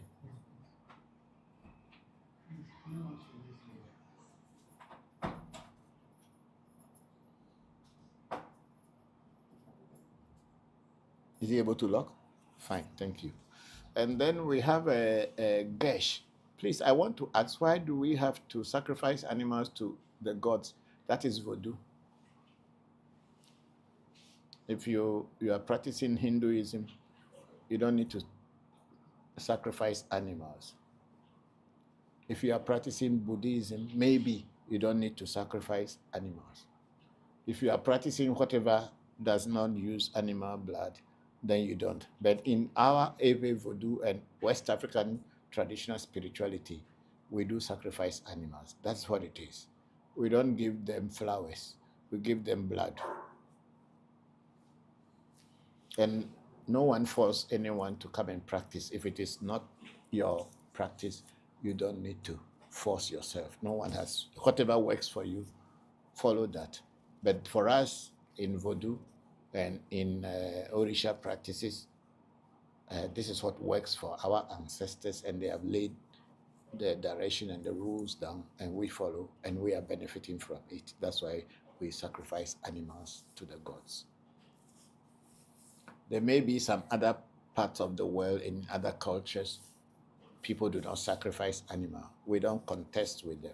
We are practicing our tradition, and in our tradition, we sacrifice animals. Because after all, people go to the supermarkets to buy meat. If those animals were not killed, will people go to the counters and be able to get meat? When you go to Jewish rituals, they sacrifice animals. But that is fine because it is not African traditional spirituality. It did not come from Africa, so it is okay. It is accepted, and it can even be done publicly. and it is accepted. There's no problem with it. When you go into Islam, they sacrifice animals when they have a celebration. That is still also okay, just because it is a big religion or it is not African. But when a black person sacrifices a chicken, then it's regarded as an evil thing. We are not contesting or competing with anyone. We are following the tradition of our ancestors. Whether people like it, they don't like it, we are not preaching people to join us. We are just telling our people what our practices are. And in Voodoo, in Orisha practice, and then maybe sometimes in the other African, the Candomblé, Palomayombe, and all these things, animal sacrifice is important because the spirits that we work with, they ask for the blood of animals, and we give them, and we see results. And then we have Zara say, the great man. Hello, Zara. How are you? Thank you very much. And then Zara again say, I salute you. I salute you too. Thank you very much for joining the section. I hope you are fine and you and your loved ones are all doing well. Then we have a big sister, Luna Nicole, say, Papa, my grandparents were the oldest relatives I ever knew, which makes me feel a bit disconnected. Definitely, they too, they had grandparents. And their grandparents also had grandparents. That's what I'm trying to talk about. You don't have to feel disconnected. You can only start from where you know. You can't force what you don't know. So if your grandparents were the only people you knew, or the oldest relatives you knew, when you reach them, then you can, when you are praying and you mention their name, or pouring libation and you mention their name, then from there, you say they should take it to the known and the unknown relatives of yours on paternal and on maternal side, because you can never know them. There's no way you can ever know them unless there is a book that has been written by the first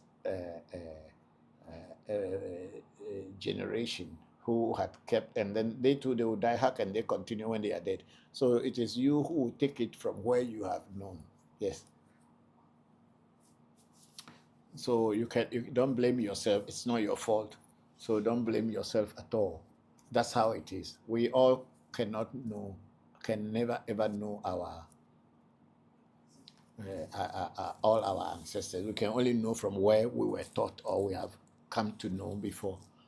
We continue from there and involve those that we do not know. Thank you very much. And then we have a big sister, Luna Nicole, again. So that's interesting about bone casting. Thank you, Papa. You're welcome. And then why Rai, she said, do you eat the animal of the sacrifice? Of course. Who doesn't eat the animal? Even the ones that the people in the Jewish communities do in the, what is that, Yom Kippur? Yom Kippur. If they don't eat it, people come and buy it from them and go and sell in the restaurants and the supermarkets. So people eat it. They can't throw the animal away. In our culture, you don't throw the animal you kill away, unless, of course, it is an animal that you don't eat, but the spirit demanded for it. Even that one, you need to put your hand into the blood of that animal, which you don't eat, to touch your tongue, to show that you have also tasted it. Otherwise, the spirits will not accept.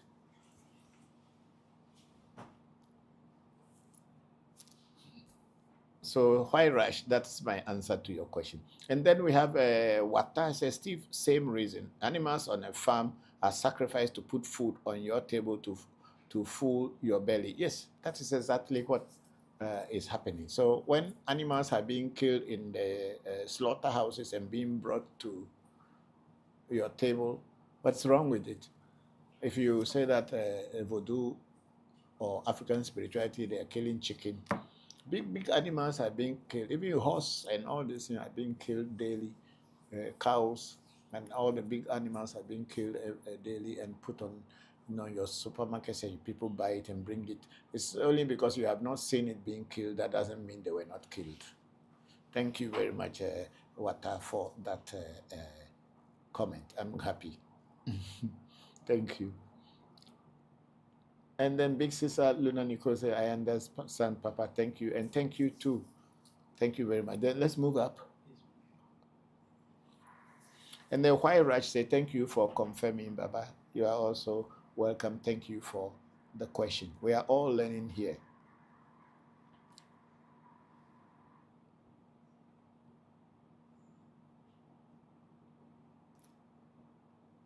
Okay, we have a Mark Mama Ne saying Dara. Okay, I don't understand, but thank you for joining the section. And then we are on ReVodution Voodoo education. Sorry. What is that one? This is Africa Magic. This Africa Magic Temple. So we have Deus Caritas S to say hello, Togbe Bokor. Hello, Deus. How are you? Thank you very much for joining the section. Hope you're fine and hope your loved ones are fine this Sunday. And Deus Caritas went on to say, hello, Togbe, for clarification's sake, if destiny controls so much about our lives, when we feel jealous or envious, is actually destiny we are frustrated with? It could be, because in reality, whatever happens in your life and happens to you in this life is all the direction of destiny. But you know, as I'd always taught and I've always said, destiny is two. There is a positive destiny and then there is a negative destiny. These two are always working together. There are certain people, the negative destiny's influence in their lives is very, very strong. And then with such people, they're always going into problem and getting all kind of negative emotions and expressing themselves in very negative ways, sometimes even to the point of trying to harm others. Then there is also the positive destiny, who will also be trying to prevent you from doing bad things or from falling into trouble. But if the negative is stronger than the positive, you will be going on the side of the negative destiny, doing the negative things, or getting yourself into troubles and all this thing, struggling to get yourself out. Because you know, envy, jealousy, all brings out witchcraft and bad luck. Anyone who is envious of you or jealous of you, eventually, if you do a reading, that person becomes like a witch against you. And these are all traits of negative destiny.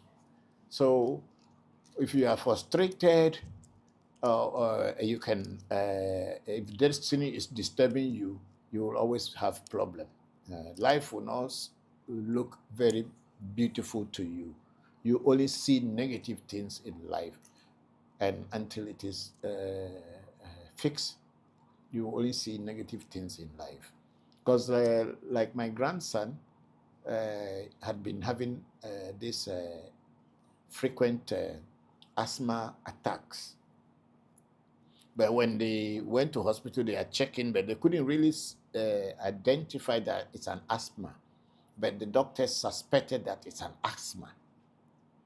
And about 4 months ago, it was so rampant, and he comes out of the hospital, and then within a few hours or a day or two, they will rush him back to hospital again. So the mother and Senna decided that they will make a reading. And when we did the reading, they did the reading. I was not part of the reading. When they did the reading, they said it was that sickness that is coming upon him was coming from his negative destiny. A servant was coming from his negative destiny. And immediately we did, he's just 4 years old. We did negative destiny rituals for him. And since then, for the past 4 months, he has not got any asthma attack again. Even the normal cough that he coughs at dawn and which triggers this stopped happening. So when negative destiny in your life is very strong and it is not controlled, it brings different things, even sicknesses and all kind of things, police cases, misbehavior, and falling into troubles, police getting into police hand, and even going into jail. All these things can also be triggered by negative destiny. That's why negative destiny is necessary for every human being to align it with their positive destiny. Thank you very much, Deus, for that beautiful question. Let's go up. And then Deus Caritas again, one last question. What can one do if they constantly get envious or jealous? Should they accept the destiny they have, or is this feeling prompting them to work on their own destiny? Yeah, you have answered part of the question yourself, because if you are having a particular trail of life, like for instance, you are always, people are always envious of you and attacking you. The first thing you do is to do a reading, do a spiritual consultation to find out why these things are happening. Definitely, your destiny will come out in the reading and tell you that, oh, you were born with these things, and this is because maybe in your life before you came onto the physical plane, in the effectum, as I spoke about, the land of destinies, or where human souls live before coming into the physical world. Maybe there were certain things you were supposed to do, you didn't do before coming into the physical world. And for this reason, these things were happening to you. Then, in that case, you will now know what to do, because the oracle also will teach and guide the way and what you should do to avoid this envy and jealous that is always coming towards you. And truly, when you follow on that and do them, you begin to see changes in your life, and people who may be envious of you may not even be noticing you anymore, because it is when they notice you, that's when they will be jealous or envious of you. But you will be there, but they will not even notice you, and their attention will be diverted away from you, and you will be a free person. Not totally, but at least you will have some peace with you. Thank you very much, Deus Caritas, for that beautiful question. Yeah, it's very nice. So I hope I make it clear. If not, you can send a follow-up question.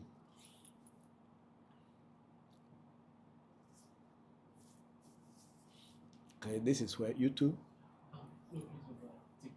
TikTok, okay. And then you come. Yeah, I think we are Larry Bentley. Say, Papa, I want to initiate to Afa. Okay, Larry Bentley. What I would advise us, like what I said, look for an Afa priest who knows how to initiate, and they will initiate you into Fa. Okay, you want to get initiated into Fa at our shrine? Okay, no problem. We don't initiate people all the time, because Afa is expensive at our place, because there's so much you will learn, and we get some other people to come to assist us. So we are quite expensive when it comes to Afa initiation. But if you take initiation from our shrine, you learn many, many other things as well. So we are there. You can contact our office line, which is in the, okay, they are printing or typing it on the screen. You can pick that number, and then you call, and then you let them know to inform you when we are going to do Afa initiation next time. And then they will invite you, or they will invite you, and then we discuss the things that we need, what to do, what things that we will use, and the monies that we will take as our initiation charges from you. And then you prepare yourself, and if you are ready, we are ready to initiate you. Thank you very much, Larry Bentley.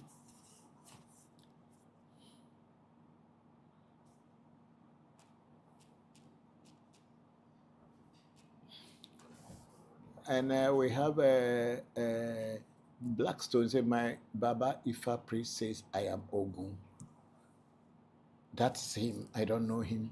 I was not there while he said you are Ogun. So let's work with him and he will give you more knowledge about what you are. One thing we don't do on this program is that if we don't know you and we have not done a divination for you, we cannot confirm what another priest is saying, because we don't know what kind of priest that priest is. Yes, they may be Babalao, they may be whatever. We don't know them, so we don't confirm. If your Baba Ifa priest says that you are Ogu, work with him, and I believe he or she will be able to guide you. Thank you, Blackstone. And then we have okay, here. We have a big sister Luna Nichols. Papa, please, if the oracle reveals witches and ritual is done, how long will it take before you see, see changes? Oh, it depends on everybody. But you see, a lot of time people think that when changes come, it's like a big thing that happened all of a sudden, and then that shows that you have changes. No, changes will take place naturally. Little things will be changing, and that's why you realize that something is happening. The way you used to stress yourself before certain things happen, those stresses will reduce. When you try to do something or putting in a desire, you see that things become easier than before. And this is what a spiritual change is. It is not like the church where somebody who could not work for 30 years, or let's say simply 20 years, and they bring the person to the church, and that very day, the person will just get out of their wheelchair and start running. Our African traditional spirituality is not like that, because it is not possible that someone who has never seen before, their eyes will open in a day and they start to call different colors. How do they know that this color is called green or yellow or blue or red when they have never seen red color before? They have never seen green color before. So that alone will tell you that it's fake. It is an acting, it's a drama that people usually use to deceive others. Traditional spirituality is a natural way, and the changes will come little by little. So it does not matter, or it doesn't really mean that it have to take long, but we are all individuals, and depending on how you yourself you accept and put your go in alignment with nature, that is what will give you results, and you can see them. Because I, who is here I do readings for myself, or I let my children do readings, and I follow the rituals and once I see that certain challenges that had been disturbing my way are no more, and opportunities start happening, automatically I know that the ritual that was done has worked. It will not come like a snap of a finger and everything just disappears. So the time frame, there is no time frame. Some people they will do work for them today. From tomorrow, they start seeing results. Some people, you work for them, it takes time for them to see results, because one, they are not looking at the small and little things. They are looking for something big to happen before they know that it is a result. Take, for instance, you and your husband, or you and a loved person. You are having misunderstanding. And then a reading is done, and they say this is a witchcraft or witch's attack on you. You do the witch's attack, you do the witch's ritual. Then the person who had not been speaking to you for weeks or months, and sometimes even years or days, wake up and say hello to you and say, oh, good morning. It is up to you to respond or not to respond. But that is a positive sign that at least someone who had not been speaking with you had greeted you. Or you are looking for a job, and no job is coming, and you did a reading or spiritual consultation, and oracle said it is witches that are blocking your way. So do witches ritual, and you did it. And then not quite long, you get a call that, there is an opportunity of people getting employed in some company. And they have informed you that this opportunity is there, so why won't you go and apply? That information alone that has come to you is a sign that something is happening, because that information had always been there. Every time they are employing people, people are being employed in jobs and people are being laid off in jobs every day. But that information didn't come to you all this time. But after doing ritual, you get the information. Even if you go to the place and you don't get employed, at least there's a sign that better things will follow up. So if you don't look at the small signs and you think that it's a big sign or something big will happen before you know that changes are happening, then you will never see any change. Because the changes will be happening, but you will never see any change. There's a lot of people who do not see changes until it becomes a big thing. But that is them. Because if you do a spiritual ritual or you do a ritual in any spiritual consultation, there is no way things will not work out unless the person doing the thing for you is not a spiritualist and doesn't know what they are doing. Whatever is done for you, results will come. It may take a long time for some people. It may take a short time for some people. But you should all be looking out for the little signs. And these little signs are the confirmation that what you did is working. When you plant a corn, it doesn't grow that very day. But if you give it some time, maybe 3 or 4 days, 1 week, this thing will shoot up. What do they call it? The bed will shoot up from the ground. Meanwhile, when it was in the ground, it was growing down. The root is growing down looking for food. And all that time, you are thinking that it's not going to grow. But after some time, you see it germinate. And then from there, the root is also looking for food and start feeding it. And then you see that it's growing. That's what that spirituality is. When you do a ritual, definitely the ritual will bring results. There's no way there will be no result. But for the timing, as I always said, I'm not God and I cannot tell. I'm not a spirit. I follow the direction of the spirits. And because it has worked for me, and I know that when I do it for you, it will work for you. So how quick you can see a result, it depends on the way you look at life. Thank you very much, Big Sister Luna Nicole. And then let's move it up. And Big Sister Luna Nicole is a positive change in your life. Yes, of course. That's what comes. You have to look at the little things. If you don't look at the little things, you are not going to see any result. Then we have a King Awuku. King Awuku, I think is my friend Dr. Awuku Pojo. It said, King Awuku said, I know my lineage. Amusu to Anatedo, to Pojo, to Awuku, to me, Ayewubo. Greetings, Papa. Hello, Doc. How are you? Thank you very much. This is what I teach my children. All my little ones, they know all our ancestors. And so when sometimes I see grown-up people who cannot tell about their ancestral root, I get a little bit worried and wonder why.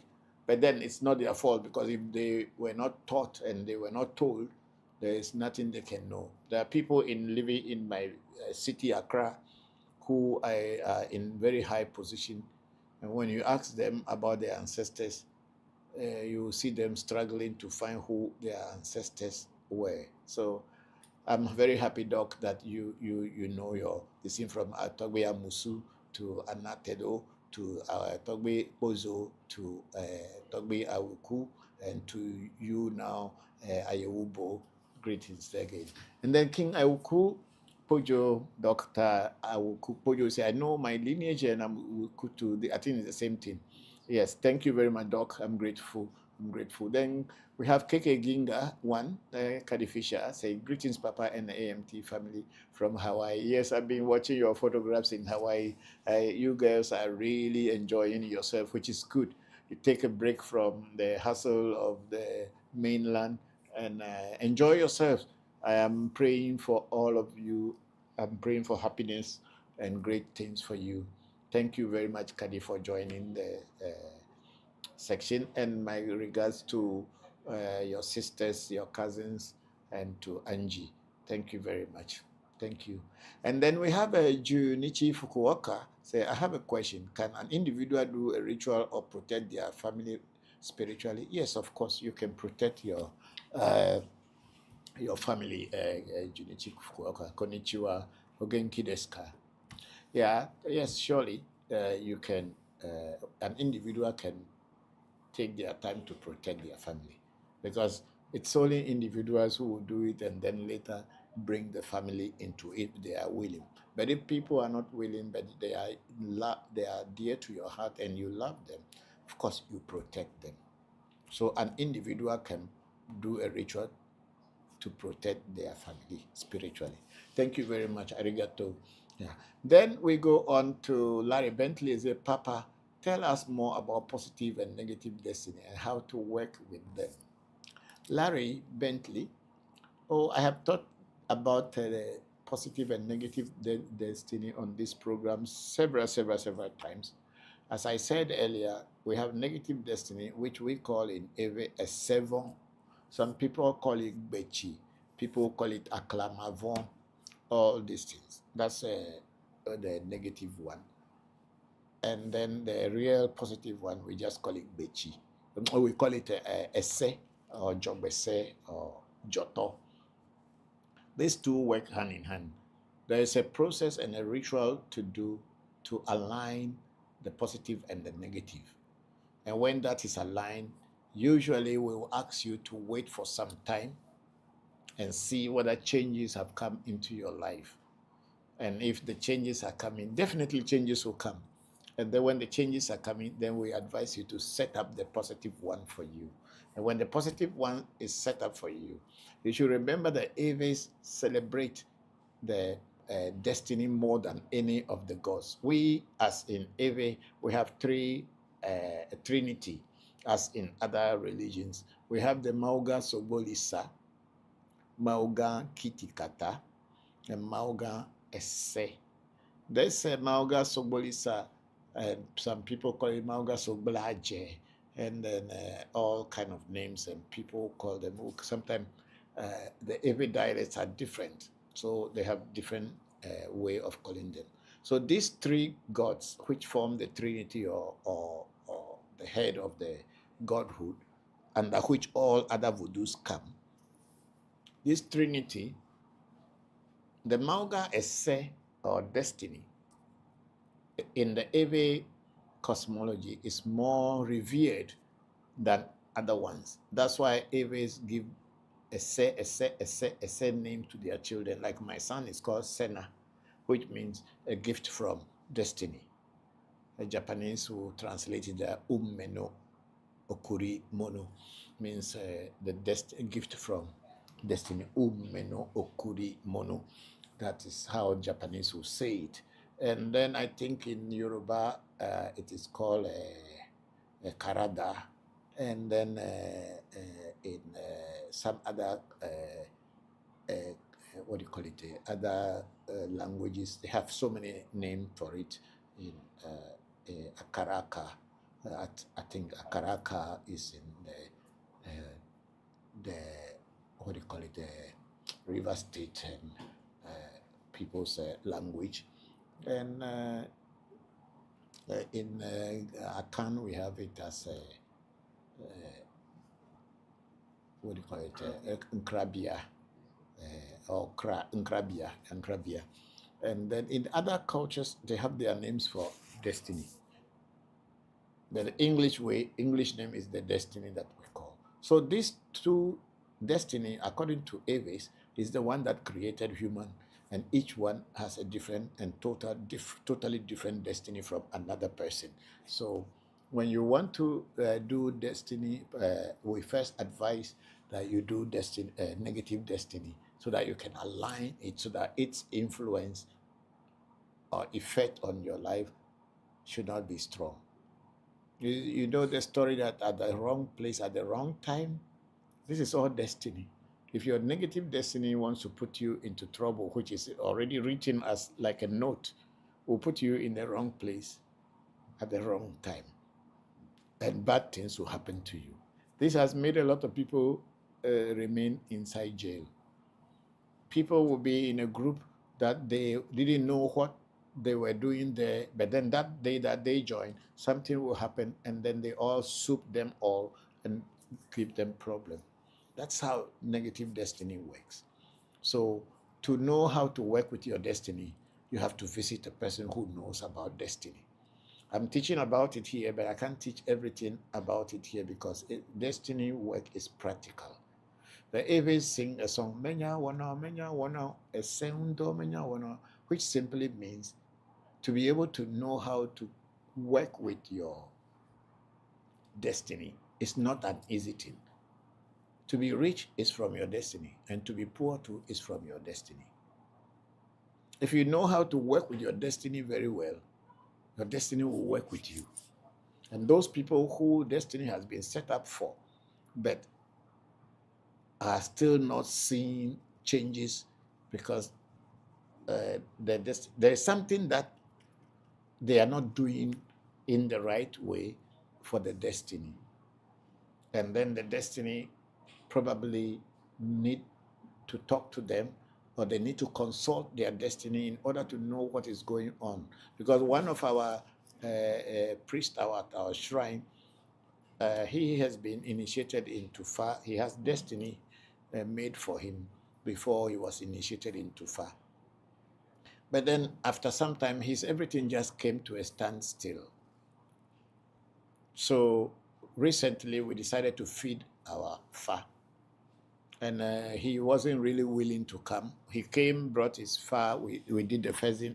Did he come? No, we brought the Fa out and we fed it. But we called him, and his phone was totally switched off. For all the 4 days that we were trying to do this thing, his phone was off. He didn't call us, but he was aware that we were going to do this thing. And what happened? After some time, we packed his Fa and put down. Then there was a chance again that some people were coming to feed their Fa. So I forced him this time to come and join them. So they feed his Fa the second time again. And this time he was there. And he did the necessary thing that he's supposed to do. Then the Fa told him that his destiny was angry with him. And why the destiny was angry with him? Because he was denying himself a whole lot of things that he's supposed to do and be comfortable and feel happy about. But he was denying himself these things. Probably he thought that is a spiritual thing. By denying himself certain things, it's a spiritual thing. No, it is not spiritual. A lot of people are making noise on the social media and they don't even know what spirituality is about. People thought that if you don't eat meat, you are spiritual. And sometimes people thought that when you go to the forest and just sit down and playing with the plants and playing with leaves and playing with animals and or just sitting quiet somewhere, that is spiritual. It is not. Spirituality is a real thing. It is not something you have to be doing that people should see that you are doing that and then you call it spiritual. It is not spiritual. Or taking a drug so that your mind goes away from your body is not spiritual. It is addiction. To take drug and your mind goes away from your head and your system is disturbed and you don't know your left from your right, it's not called spirituality. But a lot of people will argue that it is spirituality because they realize that when they did that, they were very happy. It is not spirituality.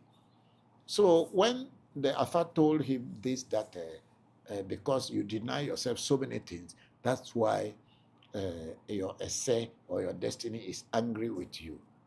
So until you do certain rituals so that your destiny will come back and start to stop denying yourself happiness, things will not work out well for you. And truly, truly so.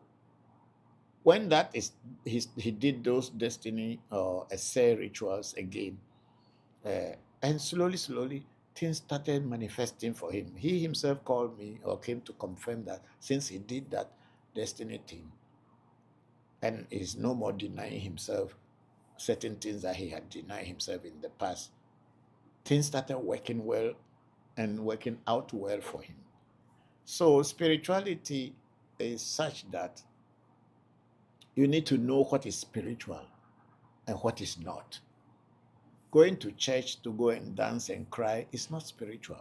It's just a religious, emotional things.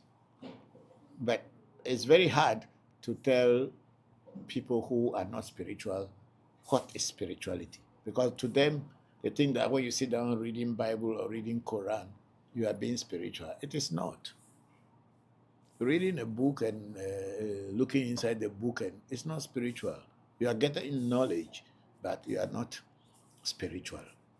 Spirituality is a practical thing. You have to practice it. If you don't practice it, you are not doing anything spiritual. It's very unfortunate I have to say this, but this is a lot of people do that, thinking that just by pretending to be doing something, you are a spiritual person. You are not. Spirituality is practical, and you must be practicing it, working it out day in, day out, before you begin to see results. It is not the dancing and wearing of clothes or rolling on the floor that is spirituality.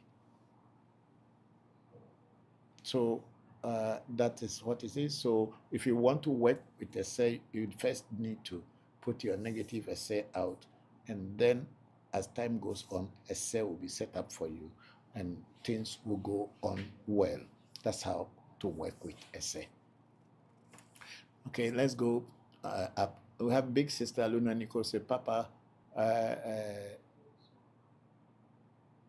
yeah, Papa, forgive me for repetitive question, but the change is spiritual as well as physical, correct? Yes, of course, it must be physical, because it will start from the spiritual plane and then it will materialize on the physical plane.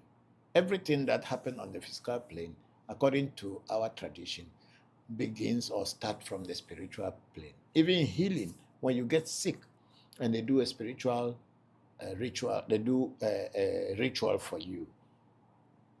You cannot get healed up that very day and start to run like what you were before your sickness. The change will start on the spiritual plane and slowly, slowly descend onto the physical plane, because you have a spirit body and you have a physical body. When a ritual is done, it starts working on your spirit body first. Then the physical body will now benefit from what the spirit body had gotten. The same thing is when sickness wants to come or any bad thing wants to come. It starts with your spirit body. You will begin to have certain dreams. You begin to experience certain things in your dream. And as time will go on, that thing, if you don't do anything to block it, will slowly, slowly descend onto the physical plane, and then the physical things will start happening to you. But you had already been warned, either through dreams or through certain kind of emotional feelings, before it comes onto the physical plane. So if you are sick, and even if they start healing you, you cannot be healed that very day, but you will be healed. Once the spirit body is healed, the physical body will be healed. And so it is for everything. So that's why I was saying that you need to be looking at the little changes in your life, and that's what will tell you what is going on. Thank you very much, Big Sister Luna Nicole and Larry Bentley, for those questions.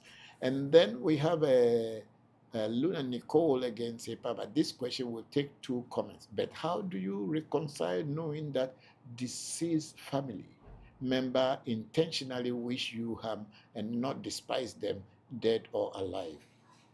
Yes.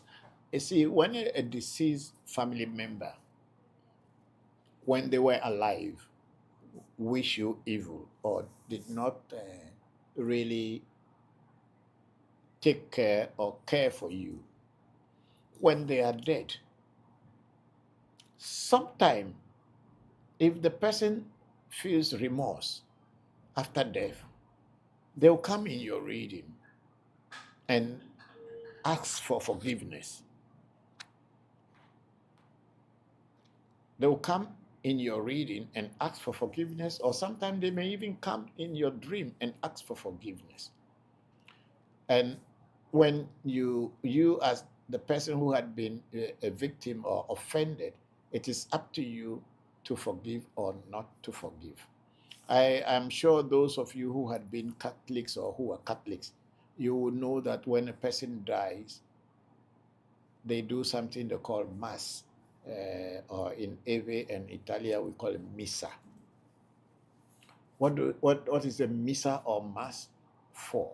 It is supposed to kind of support the dead spirit, the persons who died, so that their soul will lift up from the physical world into the spirit world.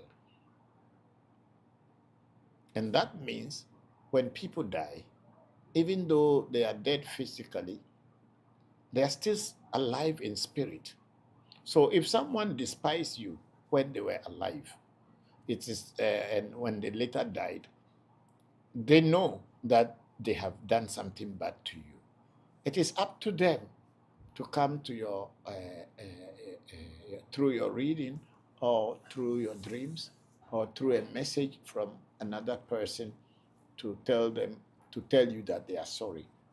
But if the person is not sorry and you know that the person had despised you or hurt you or had created a problem in your life, there is no way you go praying to such a person to empower them, because when you venerate the ancestors, you are actually empowering them so that they can empower you back on the physical plane.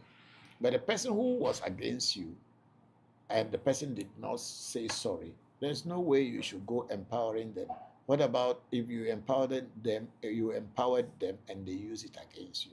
So it is, I never advise anybody to empower a person who despised you when they were alive and when they pass on. No, you don't need to feed them. You don't need to pour libation for them, because if you do, you are just empowering them to attack you. However, if they have come in your consultation or in your reading and show remorse and ask for forgiveness, I will advise that you forgive them. Thank you for that beautiful question. I hope I have answered it well. And the big sister Luna Nicole went, Papa, I get sick to my stomach whenever their name is mentioned, especially when they are exalted. Yeah, that, like I was saying, sometimes people die before they know that what they did was wrong. Or they may know that what they did was wrong, but they were feeling ashamed to accept their guilt when they were alive. But when they die, you cannot tell lie anymore, because the physical body is no more there, and you have to be truthful. So they come. So don't get sick to your stomach. If they come to ask for forgiveness, sure, forgive them. There was a situation of my mother-in-law and her mother-in-law. According to my mother-in-law, when she got married to the family where my wife was born in, her husband's mother didn't like her. And the husband's mother, according to her, was maltreating her. She would not even allow them to take a taxi. Meanwhile, they have cars in the house and the family was well-to-do. But they would not even allow her to take her children in a taxi. To take a taxi from the hospital back home is a luxury. But when my mother-in-law was dying, we made a Skype call. My wife was staying with her. And sometimes she goes into coma for a few hours or maybe a day and then come back to the physical world. And when she comes back to the physical world, she will be telling the daughter, who is my wife, the things that she had seen and the people that she has met. And then on her the day before she finally died, she told my wife that the elders are now coming to judge her the following day. So they were preparing, and she too, she was preparing. The screen is gone. She too, she was preparing to meet them. And then on the final day, she was able to communicate with my wife that she saw the mother-in-law who didn't like her when she was alive. But here, she saw the mother-in-law coming to embrace her, greeting her and telling her that she has done very well. So she will be going, the mother-in-law is now the one coming to escort her to the midst of the elders. But then they were so happy that she did very well after they were gone. These are things that had happened. I think my wife still have their recording. So that means, even though she thought that that mother-in-law did not like her during lifetime, and maybe surely the mother-in-law didn't like her during the time she was alive, but at the end she realized that she actually loved her, and all that she did was good, and they are praising her. And it was that day that she passed on. And she spoke with me and told me that I should hold the family together, and then she passed on. So sometimes you may despise somebody, or you may get angry with someone, but maybe when the people are dead, they now see the truth and they will realize their own mistakes, and they will embrace you, and probably that anger towards you or whatever negative thing they did towards you, they will kind of feel remorse for that. So don't get angry and feel kind of sick to your stomach, because it's life. We don't know what happens after life. When people die, nobody knows what really happens. But these ones were things that we recorded when it was happening. That's why it was a rare opportunity for me also to see that this is what happens in this, and it was coming from my mother-in-law through my wife to me. Thank you very much, big sister Luna Nicole, for that beautiful thing. And then I am Lucian, say, Daddy, please, can you talk about Obubu Yaya? Obubu Yaya is a dwarf, and I work with Obubu Yaya. I gave it to some few people. If you are interested in Obubu Yaya, come to the shrine and let's discuss it. And then big sister Luna Nicole say, Papa, is head covering a diaspora only practice or no? Head covering in a spiritual practice is also done here in Africa. But you know, here in Africa, our African women usually already tie their hair, whether it is a spiritual ceremony or it's not a spiritual ceremony, they tie their hair with a headgear already. So most African women will put the headgear even before going to a spiritual ceremony. The one that is like the one that is the Arabic one, that one came from Middle East, where people will cover their head with some kind of white cloth or a lace or this. This is from the Arabic and East India, and I would say that area. It is not the typical one for our people. But somehow there are certain spirits who are also Arabic spirits, that voodoos that people work with, and they demand that women should cover their heads before coming to prayers or coming to pour libation. There's nothing wrong, but I have also seen a lot of women who did not cover their heads and were also doing spiritual things. And then there are people who also tie and band their heads. So even some men, they also banding their hair. It's also another spiritual height that people band their hair, even men. Who blatter now. Me, I've not come from that tradition, that Ewe tradition of voodoo. I haven't come from that line. So I don't do that, and I don't think I'm going to go anybody tying my head. No. I cannot see it happening. But I think head covering is not only a diaspora thing, it is also in Africa. Thank you. Then Larry Bentley said, Papa, thank you very much for that answer. But Papa, does color have something to do with destiny? I don't know. I don't know whether color has anything to do with destiny. Because most of the time, our destinies are just made in white because we use the white clay to buff it. But then I have also seen people whose destiny are just made with mud without any white clay on it.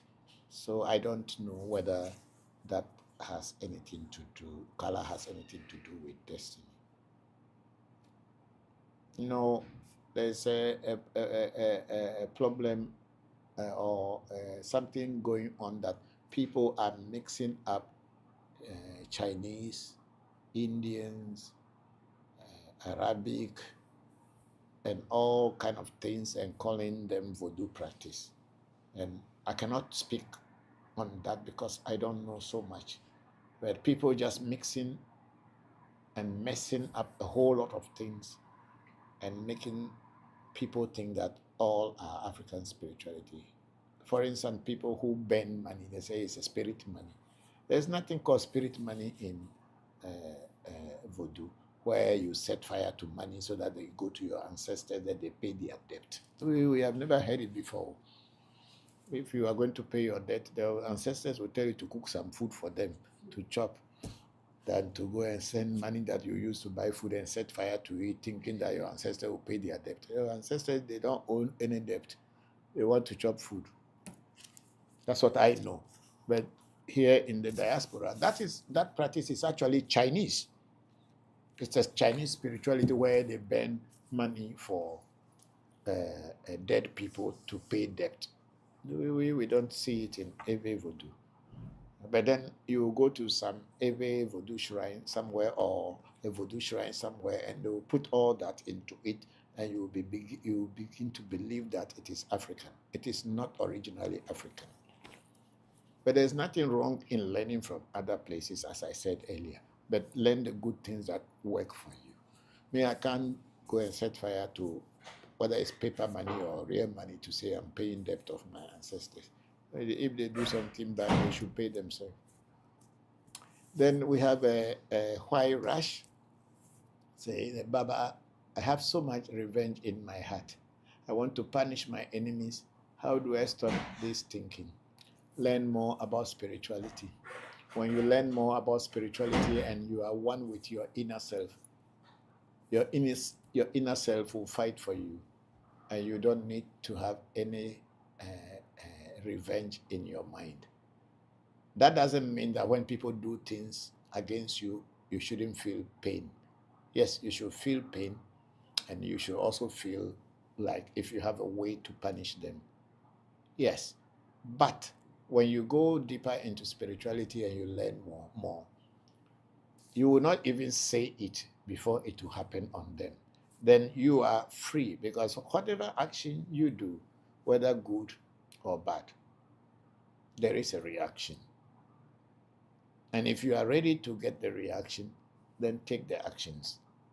But if you are not ready to get a reaction for your actions, then learn to be spiritual in such a way that your inner self and your spirit will either fight on your behalf, so that you yourself, you don't actually perform any physical action, but the things that you want to happen will happen.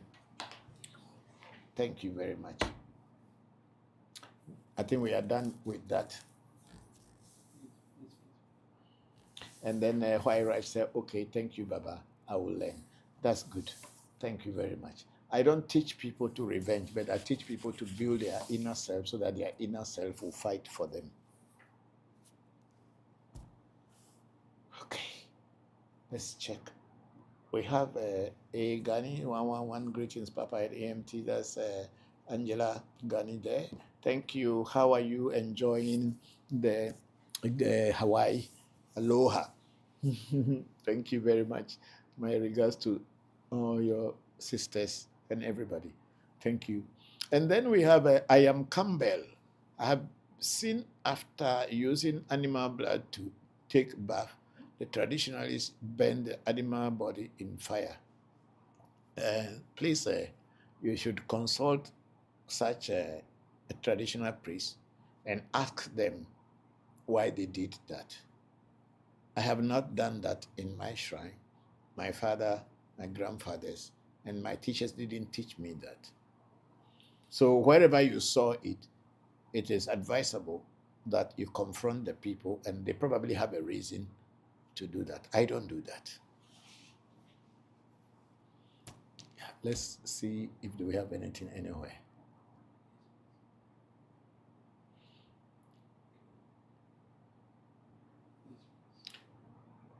Okay, so Deus Caritas says, in other words, it's pointless to be envious or jealous because it's my own destiny that makes my life good or bad. Exactly, exactly. That's what we are teaching here.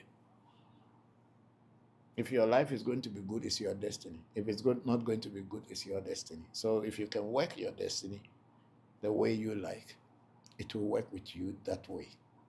Thank you very much. And then like that, like it so that we don't forget it. Then Deo Karita said, I understand that each destiny is unique to that individual. So how can two people receive the same Odu? Yeah, each destiny is individual and it is different. But you see, when you are talking about Odu, Odu is what the Ewes call Bonli Se. Since Afa is a mathematical thing and it is a written down process of divination, people may have similarities. They may not be totally the same. So when a particular Bonli falls for a particular person, then those things are in the person's destiny. But not everything in that body will be happening to the same person or the other person. When you look at Afa, the Paulins are all there to guide us. But then each Afa Pauli has got about 16 different stories. And in many ways, it is only one of the stories that will be very close to what you have been experiencing. But when we talk about every destiny or essay, it's a little bit different from the Yoruba police or what we call Ifa. That's why it is advisable that when you get a Afa, you should also have your destiny. And when you have your destiny, you should also have Afa. Because the two complement each other in the sense that one is the physical thing, the other one is the roadmap of how to use the physical thing. So each destiny is different for sure, even if you have two people have the same police or the same Odu. It is true, because we are all born different. Thank you very much, dear Caritas. Thank you.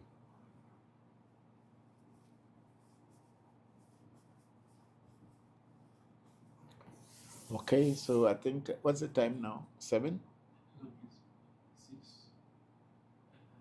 6:20.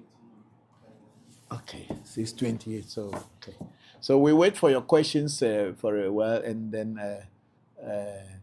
after that we will close today's section.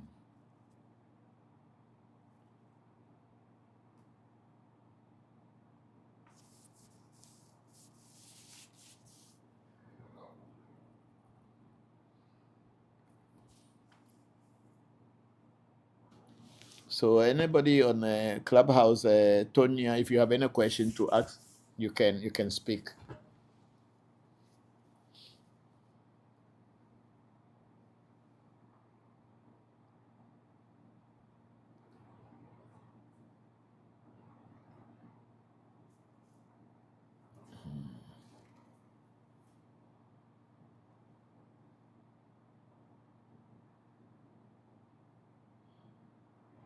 Hi, Papa. How are you doing? I'm good, Tonya. How are you and how are the children? The children are wonderful, and I'm wonderful. It was just such a pleasure. I haven't been on. Life has been a little busy. Okay. But it's always a pleasure to listen and learn. No questions, just soaking it all in. Thank you. Thank you. I hope everything is fine You're with you. wonderful. Everything's good, thank you. I still don't have a godparent. I'm still kind of in the middle of figuring out life. But I'm leaning on my ancestors and leaning on the spirits that guide me, and so far, we're doing well. We thank God. We thank God and ancestors. It shall be well.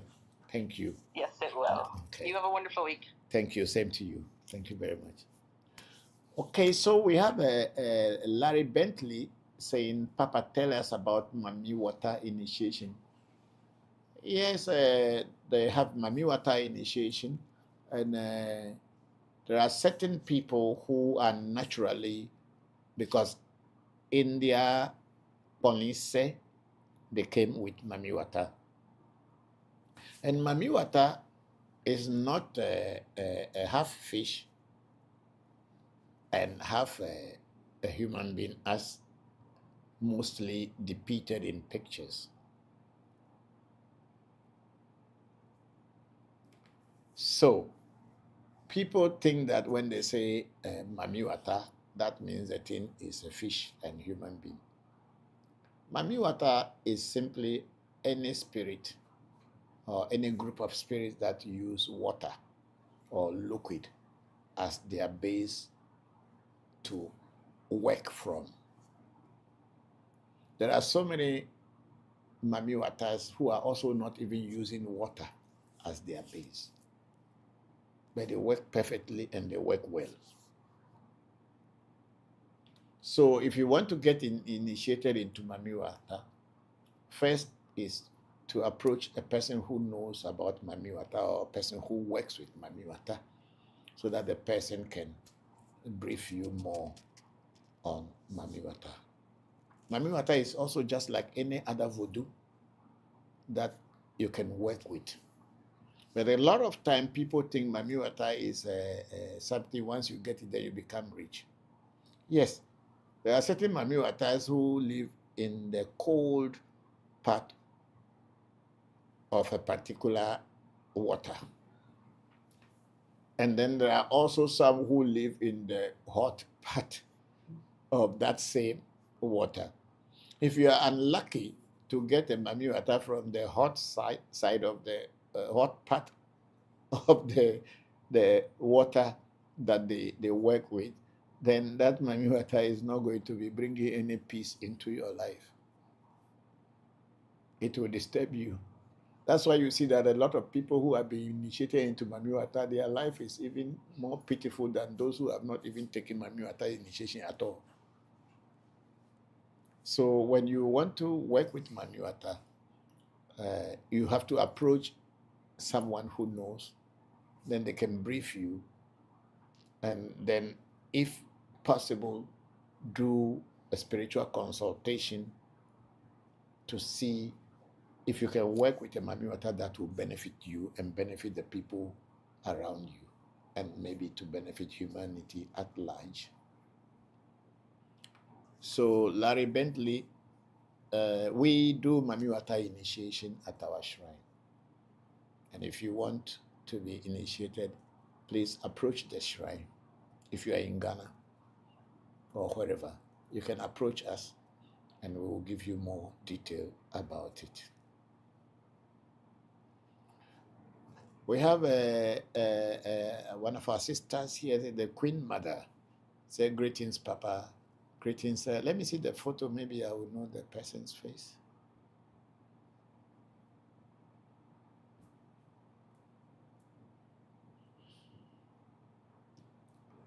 Okay, I think it looks familiar.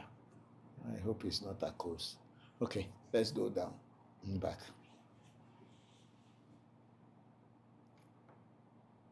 So Luna Nicole went on to say, hello, anyway, let me say greetings to Queen Mother. Thank you very much for joining this section. I'm grateful that you joined. Hope you are doing well. Then Big Sister Luna Nicole said, Papa, can you speak on the Aziza? The Aziza that I work with, or the dwarf, because the Ewe is called the dwarf Aziza. Some people call it Age. Some people call it Adiekwe, depending on the Ewe dialect. Aziza that I work with, and I have been working with for, if I'm not lying, up to about 30 years, almost 30 years now. It's called Obubu Yaya. Age, Afotiri Ake. It's a very active dwarf that had worked with me for all these years. I have introduced this Aziza dwarf to my children and to few other people. And when they invoke it, it comes. I think my children even try to invoke it in water, in a calabash, or in oil, perfume oil, and it came and gave them some instruction and told them to call him at certain hour because he was busy at the time.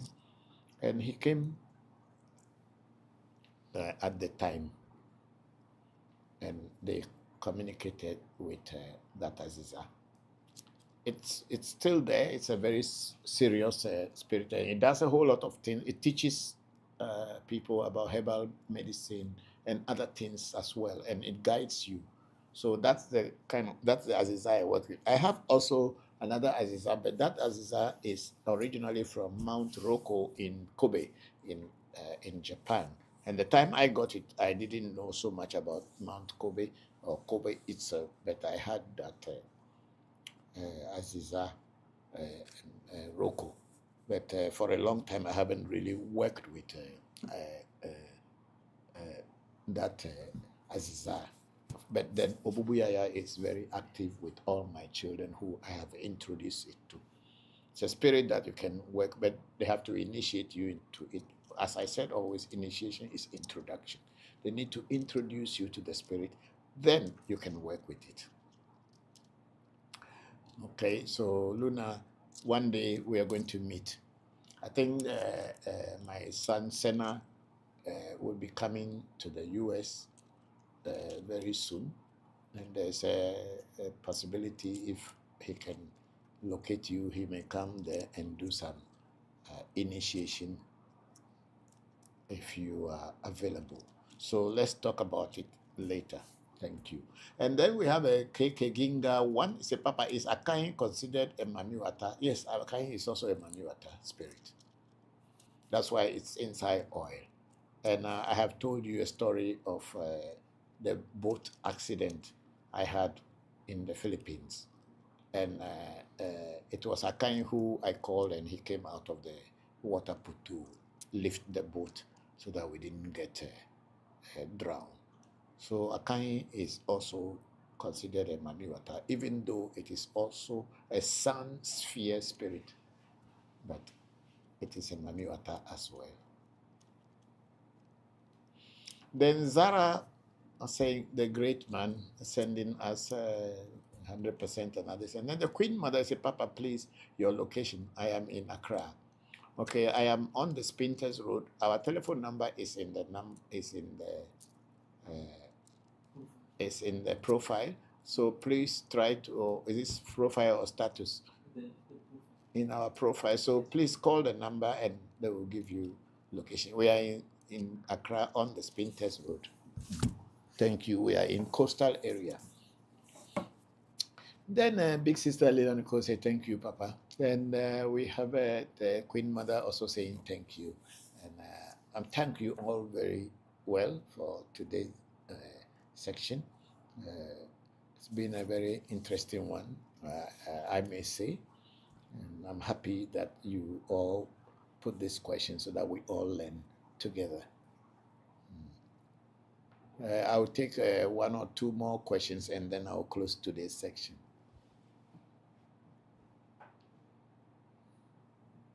Check the other thing to see if we have any. That's Tanya. Can I ask you a quick question? Yes, Tonya, go ahead, please. So a couple of years ago, I mentioned to you that I had an encounter with what I believe was some kind of a giant spirit. Mm-hmm. So it led me into the woods. We had an experience, Mhm. and then it kind of followed me back to my mom's house, which is in that same area. Okay. So this spirit doesn't. I know the spirit has the ability to manifest in the real world because I've Mhm. seen Yeah. I've seen tracks and I've seen trees, right? Okay.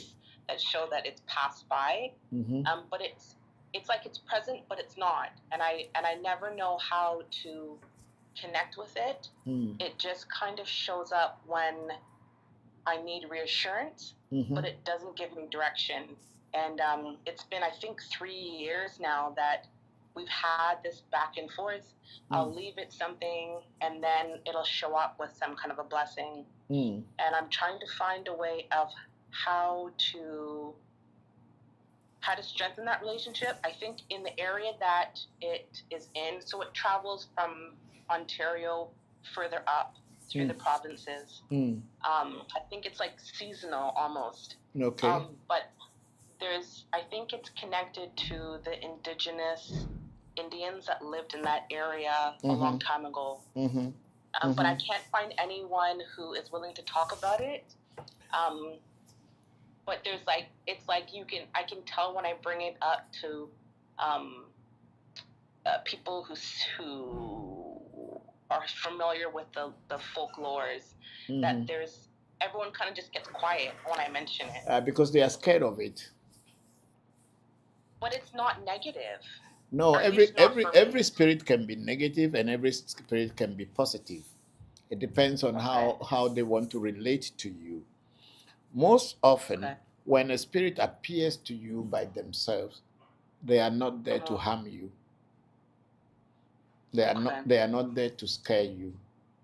They want to either teach you or guide you or lead you to something. You know, when I was a little boy, I also encountered a dwarf by myself, and there was no one there, I alone. But then somehow, at that time, I didn't know that it was a dwarf. Okay. Because it was dressed in human form and was riding on a boar, wild boar. Okay. So in my childhood mind, I thought it was something that I could catch. So I chased it, but it vanished from me. And as I grew up, I remember one day I woke up in the morning, and there were some straws in my hair, in my forehead. There were 3 straws planted into my forehead. So when I woke up, my mother saw these straws in my head, and my mother said, "Oh, you are a child of the Aziza or the dwarfs, because they came to put this one in your head at night when you were sleeping." And my mother also told me that there's a possibility that the type of women that you marry in your life will be this kind of people. And truly, that's what had happened all my life. My mother was very spiritual, so she knew all these things. And I remember that people always said that I was a child of the Aziza or the spirits. But not that they gave birth to me, but maybe their influence had brought me into the physical world. And I have become a spiritualist today, and I'm teaching about spirits. And I now can understand why my mother told me this. And so when a spirit appears to you by themselves, they don't want to harm you. It is just a way to lead you to something greater.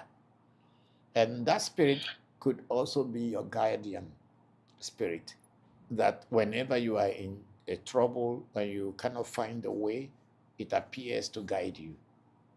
I'll give you some signs that when you follow those signs, you can get out of the challenges that you are having.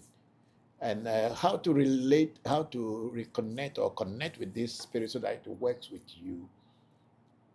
I would think first is to do a reading on it and also probably do invocation, but invocation can only be done physically when you are there.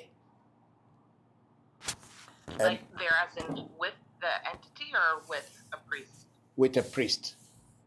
A priest who knows how to invoke a spirit, because if invocation goes wrong, a lot of things can go wrong.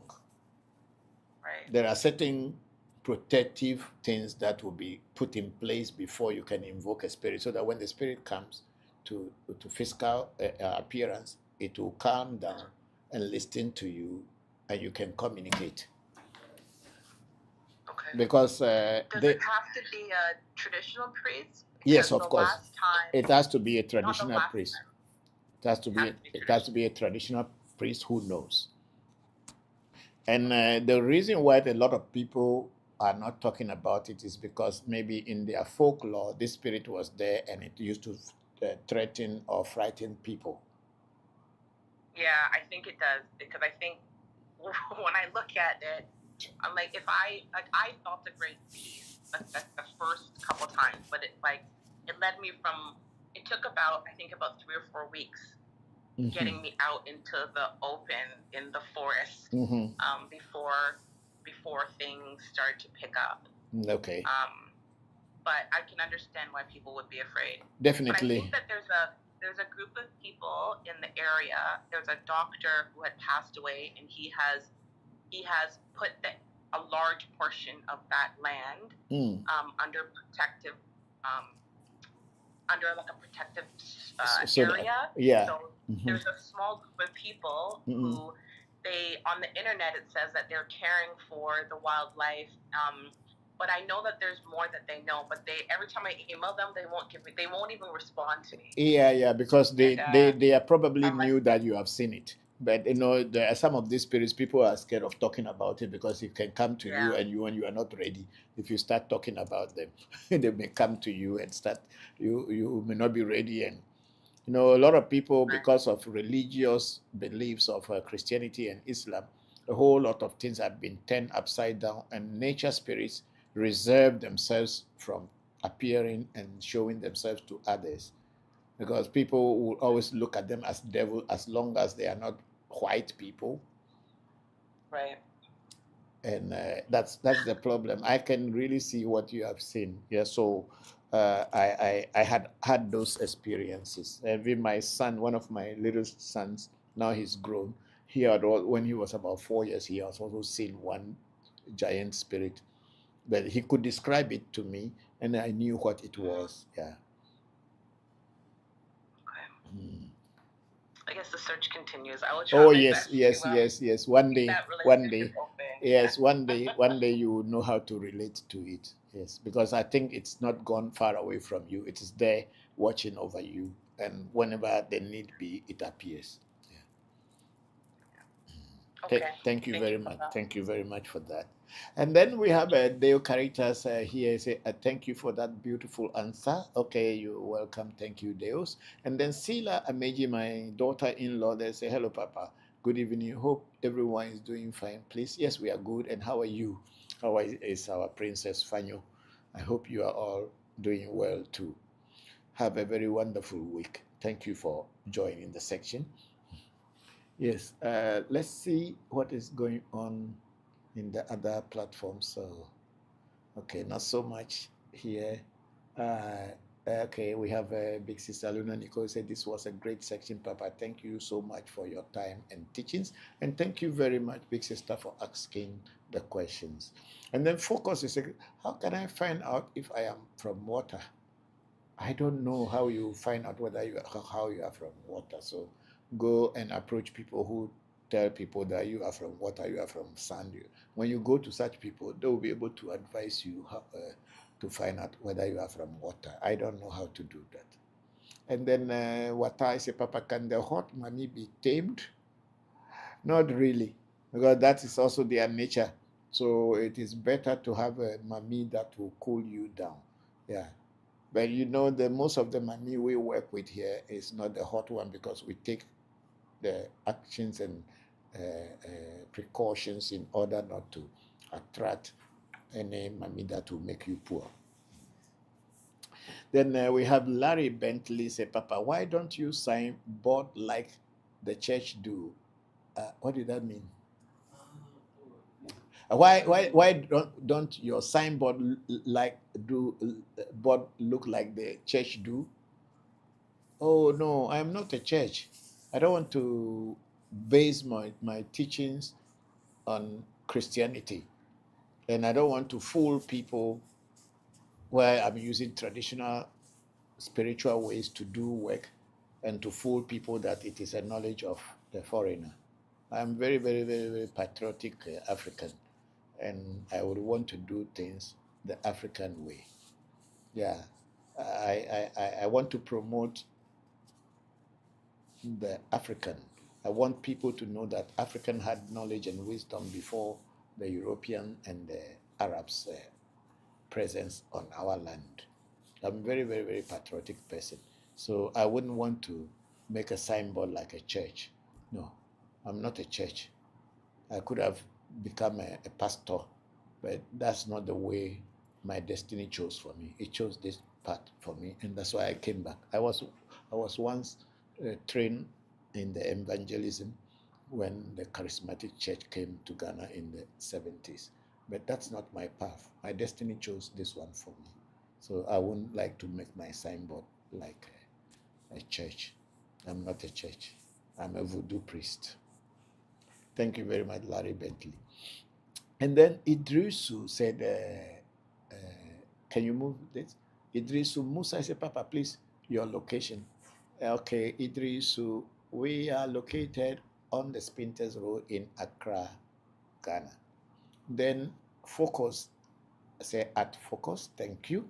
And then Notebook is a good evening, Papa. I have chat you on WhatsApp. Okay, I have so many people have been chatting me on WhatsApp, so unless you tell me who you are, I cannot know.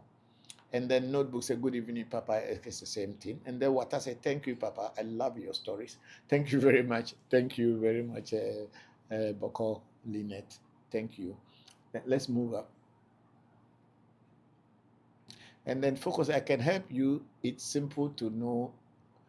Focus, I can help you. It's simple to know your element. Chat me and let me help you. I'm sorry, I don't need help to know what element I am. You can teach people who want, not me, please. You can also set up your own platform and teach people. I'm not that kind of person who just go chatting people to know what element I am. I know who I am. Let's move up. Then Big Lena Nichols, have a wonderful week, AMT family. I look forward to joining you all for next week's section. Thank you very much, Big Sister, and thank you all very much for joining today's section. And I will close the section now, and until next week, we'll meet again.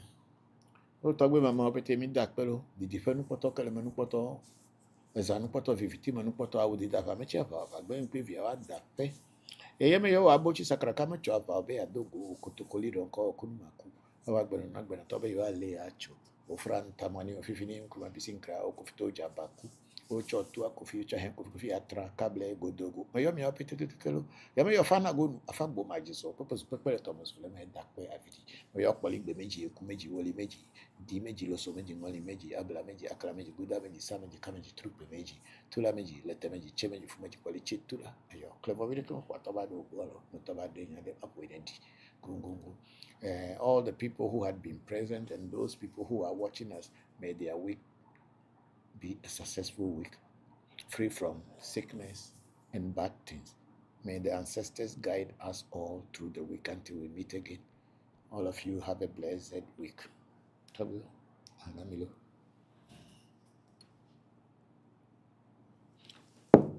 Okay, so we are done. I think okay, I think there's Ian Campbell has something there.